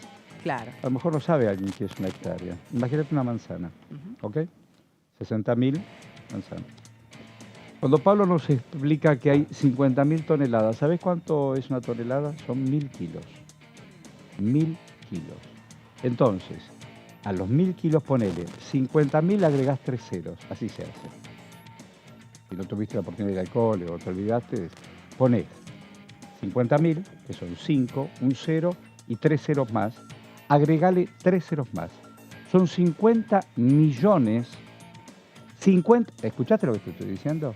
Nosotros en la Argentina, de individuos, ¿cuántos somos? 40 y pico. 46, 47. Imagínate y desparramá en el mapa 50 millones de linitas. Ponete ahora, si no estás nada haciendo, aparte de ver nuestro querido espacio, 50 millones. Todo eso, imagínalo en una superficie plana que se mueve como puede ser el agua. Y vos necesitas el agua que está abajo para tomar. Y no la vamos a poder tomar. ¿Vos creés? Hoy yo voy a volver a poner al aire a las 11 de la noche un programa que hice con Eduardo Barcesat, va a salir por Nacional. Y tiene que ver con esto. Tiene que ver y no tiene que ver, pero tiene esencialmente que ver. Un grupo chileno compró 60.000 hectáreas en Santa Cruz. Utilizaron testaferros argentinos porque la ley dice que lo tiene que comprar Argentina. Para tener no solamente paisaje, sino tener agua. Cuando uno dice vienen por el agua, vienen por el agua. Recién Schiavoni nos habla desde Misiones. ¿Conoces el mapa argentino? Imagínatelo. Brasil, gran parte de Uruguay, toda la Mesopotamia, si no sabes lo que es Misiones, Corrientes, Entre Ríos. Abajo, en el subsuelo, está el acuífero, se escribe con C, acuífero, que tiene que ver con agua, agua dulce, es una reserva de agua dulce.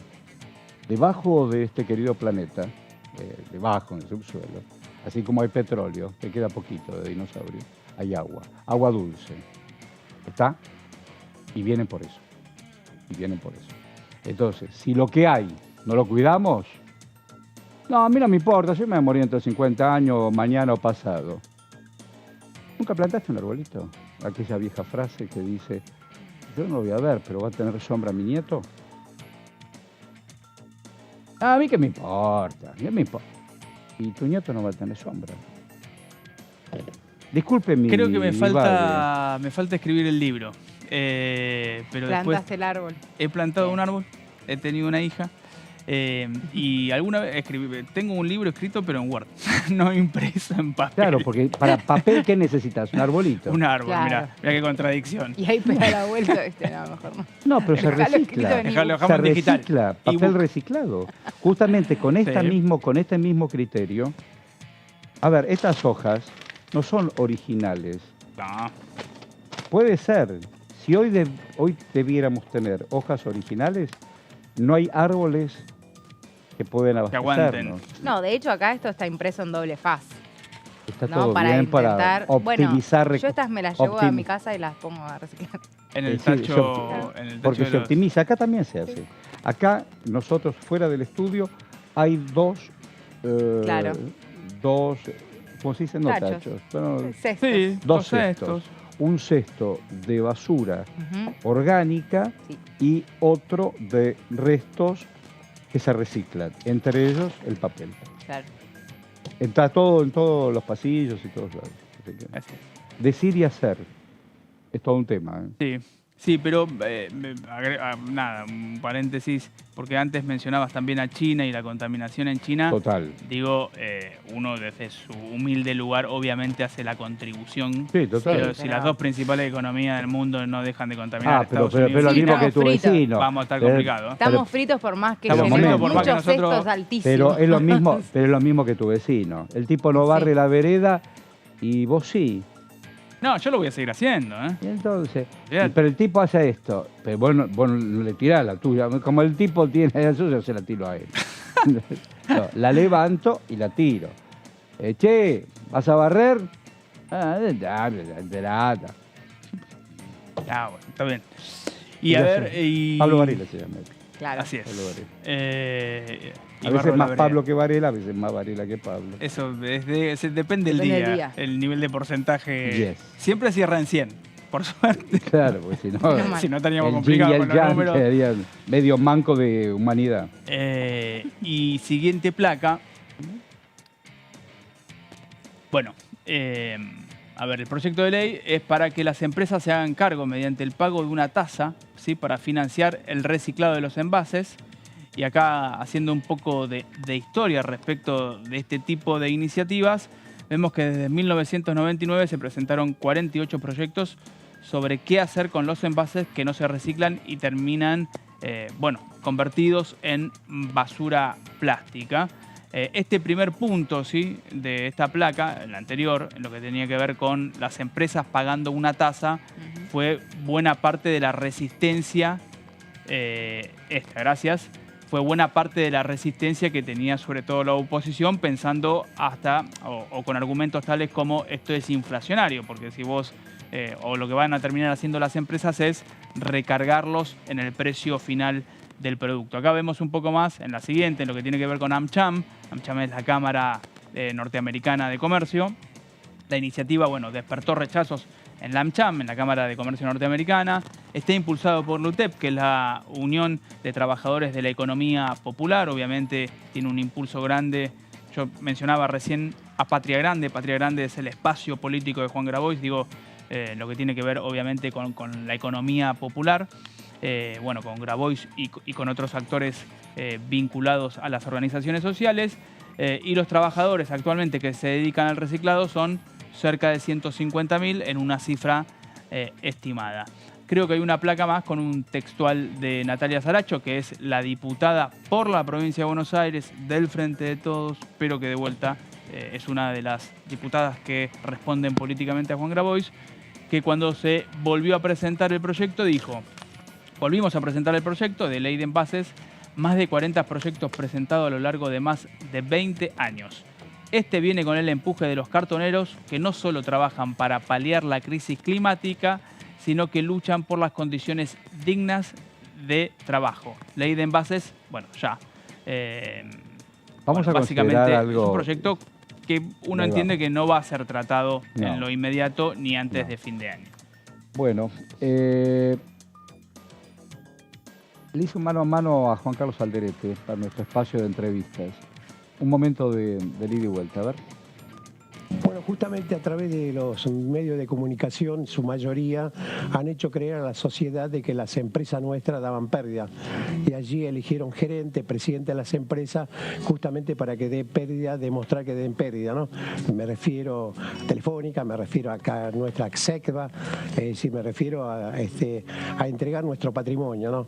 Es decir, éramos muy pocos los que salíamos en la calle a luchar para que no se privatizara. Luego, lógicamente, también lo más grande ha sido la privatización de YPF, ¿no?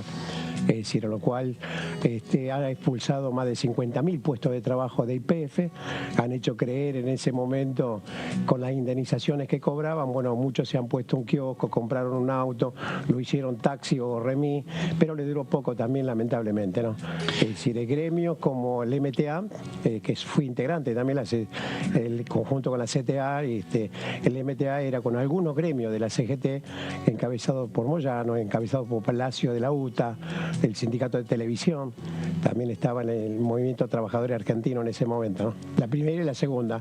Después de la segunda marcha federal, nosotros dijimos, no podemos nosotros, teníamos posibilidades y teníamos también cómo formar una nueva central sindical, porque teníamos mucha diferencia en el modelo sindical, todo lo demás, y dijimos, no, pues vamos a atomizar mucho más el movimiento obrero, vamos a dividir el movimiento obrero, y es por eso que el 6 de noviembre del año 94 fundamos la Corriente Clasista y Combativa, que abarca los tres afluentes del movimiento obrero, ¿no? Ocupado, desocupado y jubilado. Y van por ahí justamente para que el Estado no esté presente al lado de, inclusive de la propia producción nacional, ¿no? Es decir, no solo al lado de los obreros, al lado que el Estado tiene que acompañar a los que menos tienen, es decir, ayudar y darle elementos para que también ellos se puedan proyectar, es decir, cosa que, bueno, ya lo hemos visto a candidatos a presidente salible, no de otros, que plantean justamente cercenar o sacar esos derechos, ¿no? No solo esos derechos, el derecho a la educación, el derecho a la salud. Pero fue muy interesante, uno lo conoce, ya tiene que ver mucho con la década del 90. Yo lo recordé en esta entrevista a Alderete, con cronista, periodista, acompañé a los movimientos populares cuando hicieron la marcha federal del 90 en contra de las políticas de privatización y Alderete era uno de ellos, hombre de Salta. Y cuando hablabas de la Saracho, Pablo, hace 20 años, la bomba del 2001, la gente empezó a comer de las basuras. De la Rúa está más frío que la vida. Pero de la Rúa y todo su equipo del Sushi Club, que así llamaban a su hijo, a Cavallo y todos aquellos que enterraron la Argentina con el remate del 90, en la desesperación, no había trabajo, no había comida y una devaluación, donde fueron y embargaron tu salario, el tuyo también, y tus ahorros. Y algunos vienen por más. Algunos personajes de ese gobierno, algunos y algunas, vienen por más. Y no estoy bajando línea para uno o para otro. Los conocemos. Yo no quiero más humanos comiendo de la basura. Todos y todas nos merecemos trabajo digno y comer dignamente, no de la basura. Hola, ¿qué tal? ¿Bien? Bien, muy bien. ¿Cómo va? Bueno, la escuchamos. Bueno, hoy me vine con temas vinculados a lo laboral, Horacio. Así que vamos a hablar de los sellos de equidad que fueron Cuéntenos propuestos. de qué se trata el sello de equidad laboral. Una propuesta que se trató en la Comisión de Discapacidad a principios de este mes, a principios de septiembre, que ahora tiene que tener tratamiento en 2 comisiones más, en Trabajo y Presupuesto y Hacienda, y la idea es crear un programa, ¿sí? Un programa de reconocimiento a empresas que incluyan prácticas de equidad laboral para personas con discapacidad. Por eso es que la idea es promover estos sellos, ¿no? Como habríamos hablado en algún momento de aquellos productos, ¿no?, que cumplan con determinada normativa, tengan un sello, en este caso sería algo positivo, para justamente promover a aquellas empresas que cumplan con determinados parámetros, ¿no?, y que busquen la equidad laboral, enfocado, por supuesto, en las personas con discapacidad, que, como hemos mencionado en alguna oportunidad, este año ha tenido bastante actividad la Comisión de Discapacidad, muchas iniciativas presentadas y que se han tratado, han avanzado, al menos en el ámbito de comisión. Bueno, la sanción de una ley muy importante, como es la del reconocimiento de la lengua de señas argentina en nuestro país, que también es una deuda histórica para este sector.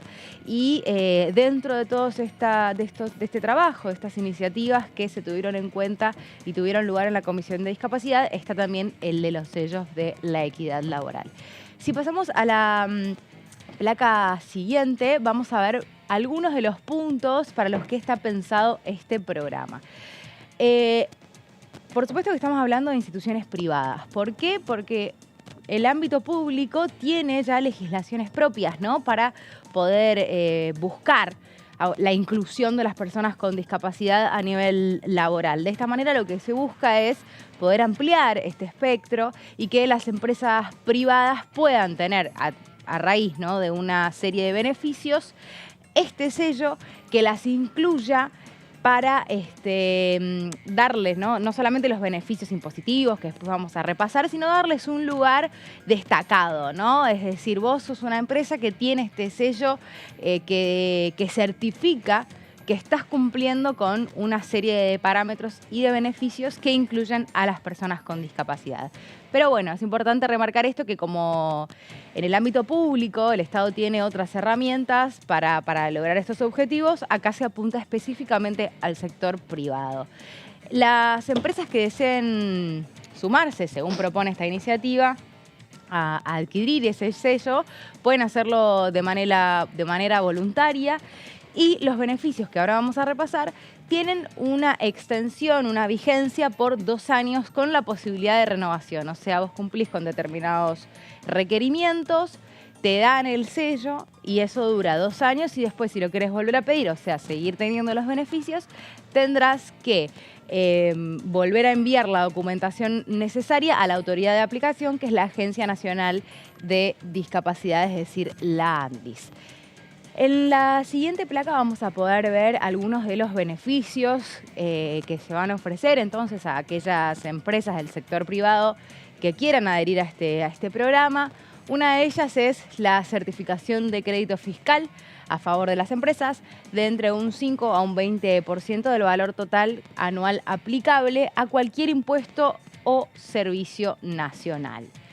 Después también se ofrece como beneficio la disminución de entre un 5 y un 20 también por ciento en la tasa de interés de los préstamos que posean u obtengan en el Banco Nación. Bueno, muy importante también, ¿no?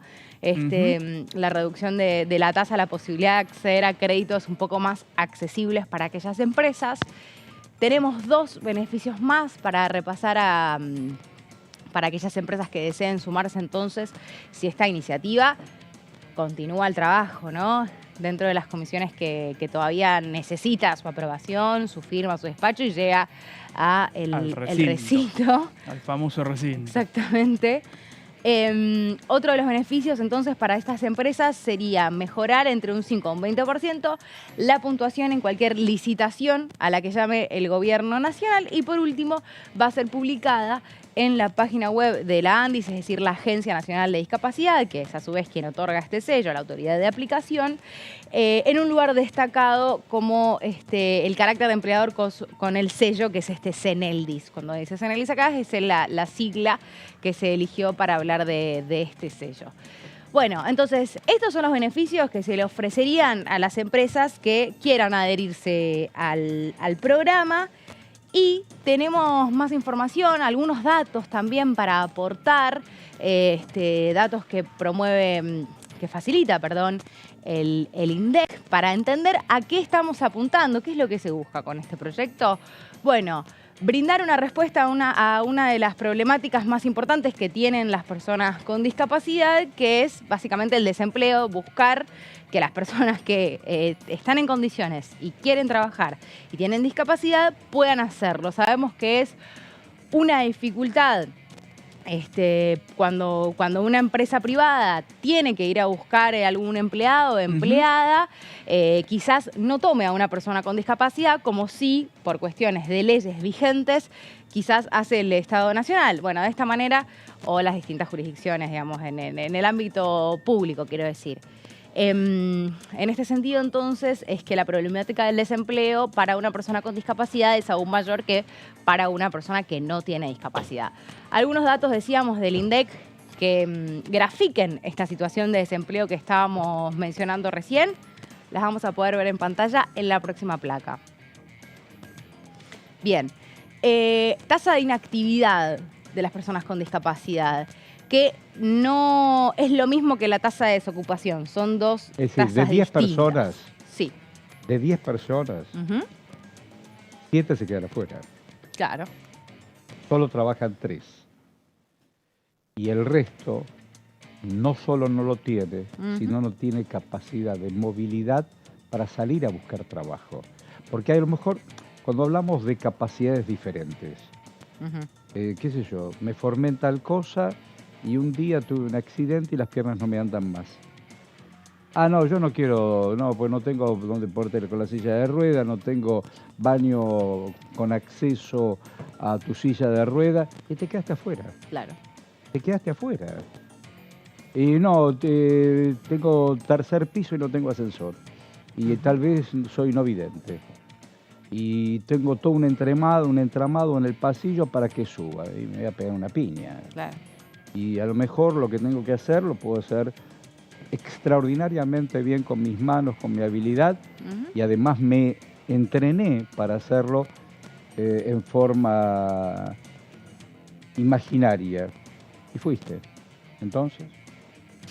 Sí, bueno, totalmente. ¿La saqué de foco? Discúlpeme. No, para nada. Es que me parece que está bueno también, ¿no? Graficar con escenas. Es la única. para entender de qué hablamos cuando hablamos de una problemática. Usted hace radio. Hago radio. En la radio, la tele es bárbara. Usted también hace radio. La tele es bárbara. Hola, ¿qué tal? Mirá, divino. Pero la radio tiene el plus de, vos lo estás imaginando y yo que te estoy escuchando, lo estoy recreando. No por casualidad se dice que la radio es el escenario de la mente. Entonces, si yo no pongo ejemplo en cualquier cosa, no entiendo nada. ¿Qué sé yo lo que se queda? ¿Qué sé yo? ¿No? Sí, totalmente, Horacio. Tengo algunos datos más para cerrar y también aportar a esto que mencionaba Horacio.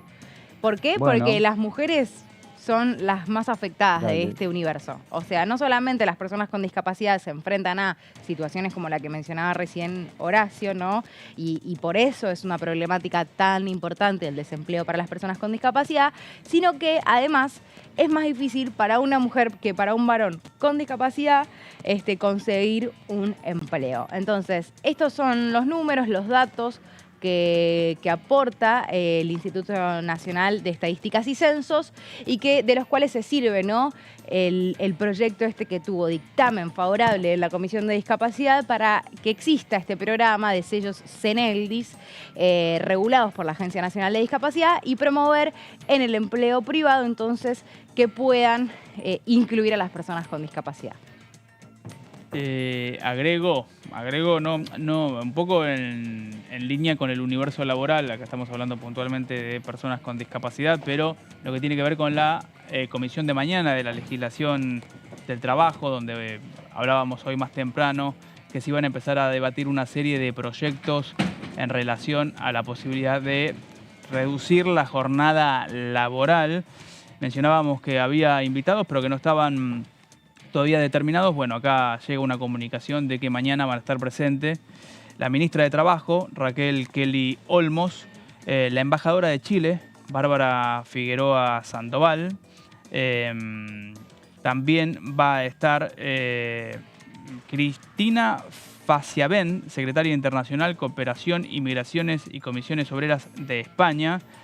Va a haber representantes de la CGT, de la CTA y de la CTA autónoma, y también especialistas en legislación laboral de la Unión Industrial Argentina.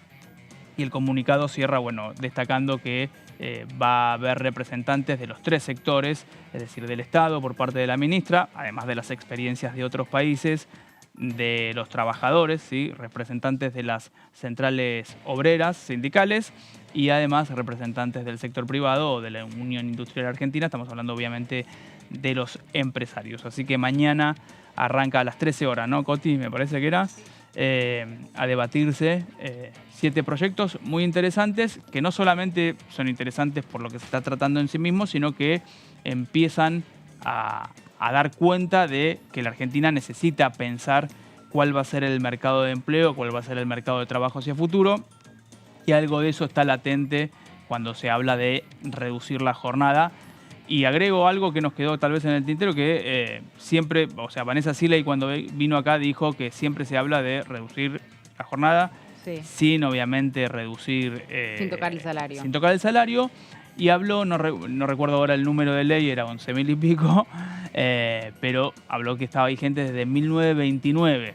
Es decir, que tiene casi 100 años a hoy esta idea de las 48 horas semanales. Bueno, esto es lo que va a estar empezando a tratarse mañana, de vuelta, a partir de las 13 horas, en la Comisión de Legislación del Trabajo, con Siley, ni más ni menos, presidiendo esa comisión.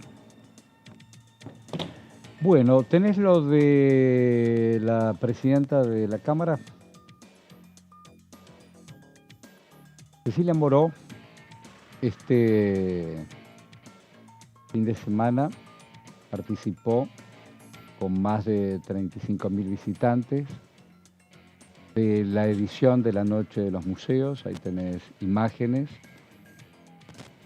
registradas en el Durante y recorrieron. Mirá qué bueno. Además vi las luces, cómo colorearon. Ese es el Salón de los Pasos Perdidos. Estamos caminando junto con los visitantes para poder ingresar al recinto seguramente. No, eso es ahí cerca. Ese es el despacho, ¿no es cierto? Eso es Senado. ¿Eso es Senado? Eso es Senado, no, eso es Cámara de Diputados, ¿eh? Bueno, por lo pronto ahí tenés Salón de Pasos Perdidos, ¿puede ser? Con una maqueta, con las imágenes.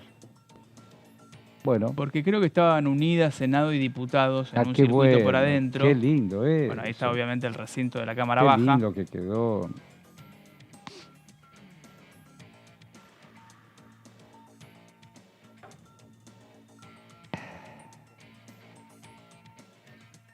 Eso es Pasos Perdidos. Ahí eso que se ve ahí es Pasos Perdidos. El cuadro al final.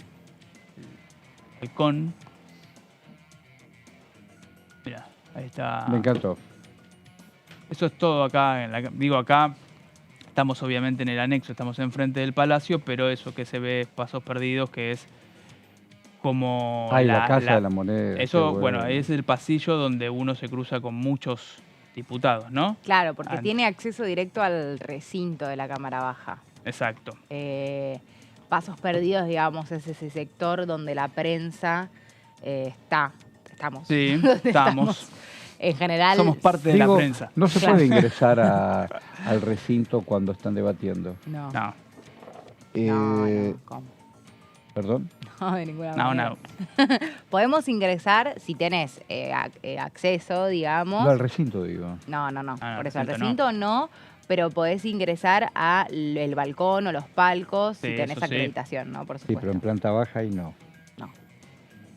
No, a la silla, digamos. Donde no, la butaca no, porque cada peso... Además. Pasos Perdidos sería... Cada peso es determinante en la votación. Sí. ¿No es cierto? Ahí está Cecilia Moró. Ahí está Moró, y eso debe ser, creo que es Pasos Perdidos, si no veo mal. Y después lo que me parece está bueno señalar para quien no conoce, es si pensamos en el recinto de diputados, es un hemiciclo, es decir, es medio círculo, la parte recta, ¿sí? Donde está sentado el presidente o la presidenta, quien preside, Pasos Perdidos es la parte de atrás, ¿no? Sí. ¿Se entiende? Es un Sí, salón claro, que es un rectángulo que está que atrás además de la parte vincula, recta del digo, hemiciclo. para aquellos que no han tenido la oportunidad, el edificio vincula dos cuerpos. El cuerpo frontal con una conexión con el Senado que está en la parte posterior. Pero maravilloso, maravilloso. Y ha tenido el brillo como nunca. Así que bueno, ahí estamos. Esta 19 edición de la Noche de los Museos. ¿Ha hecho alguna vez, ha ido a ver museos? A la noche no.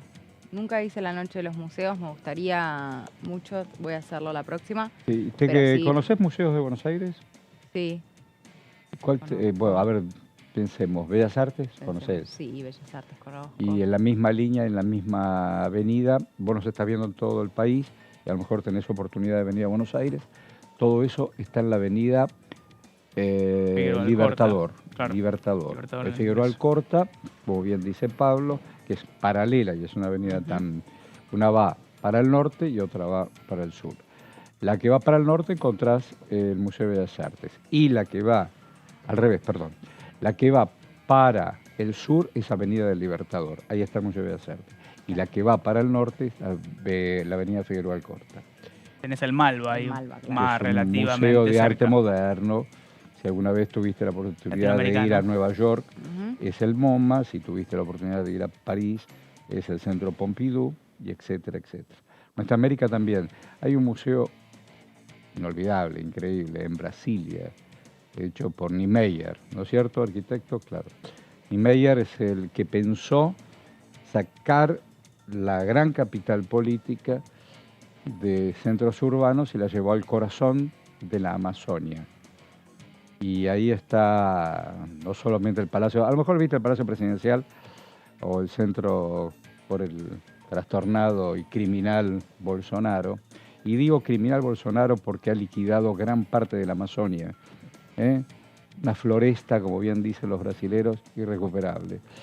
Pero bueno, el asalto, así como Trump, a lo Trump, ha asaltado. Y en esa Brasilia hay cosas maravillosas. Y hay un museo hecho y diseñado por Niemeyer, también en Río de Janeiro, con un diseño ovalado, muy lindo. Pero empezamos con los museos de acá.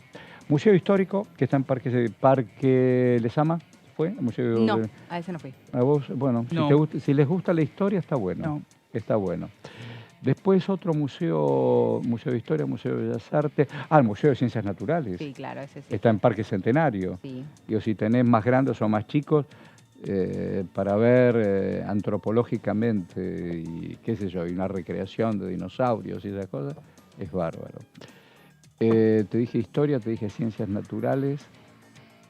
Hay uno que está bueno que es el Fernández Blanco. Muy lindo, Está cerca de Suipacha o Retiro. Esmeralda. Sí. Claro, cerca. Suipacha creo cuando baja. Sí, es igual en ese Chiquito, mismo pero tono, es muy lindo. en ese mismo tema español y qué sé yo, tenés el Museo de la Reta. Yo viví Sí. muchos Claro. años frente al Museo de la Reta, En Belgrano. que queda en Juramento, Cuba ¿eh? y Sí. Juramento. Puro Juramento. Yo viví en Al esa que fui cuadra un hace rato muy largo. poquito fue al Museo de Tigre.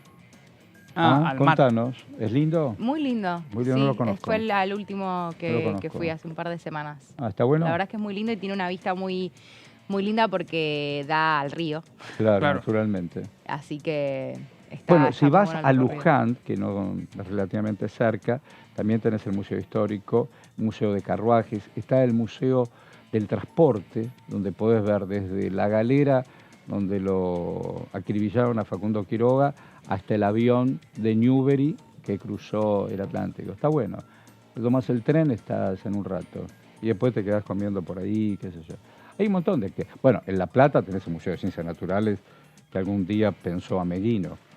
Digo, a veces con el tiempo libre, si tenés pibes más grandes, pibes más chicos, o vos mismo, qué sé yo, un día al aire libre, nuestro amigo Alac jugó a la pelota con otros colegas.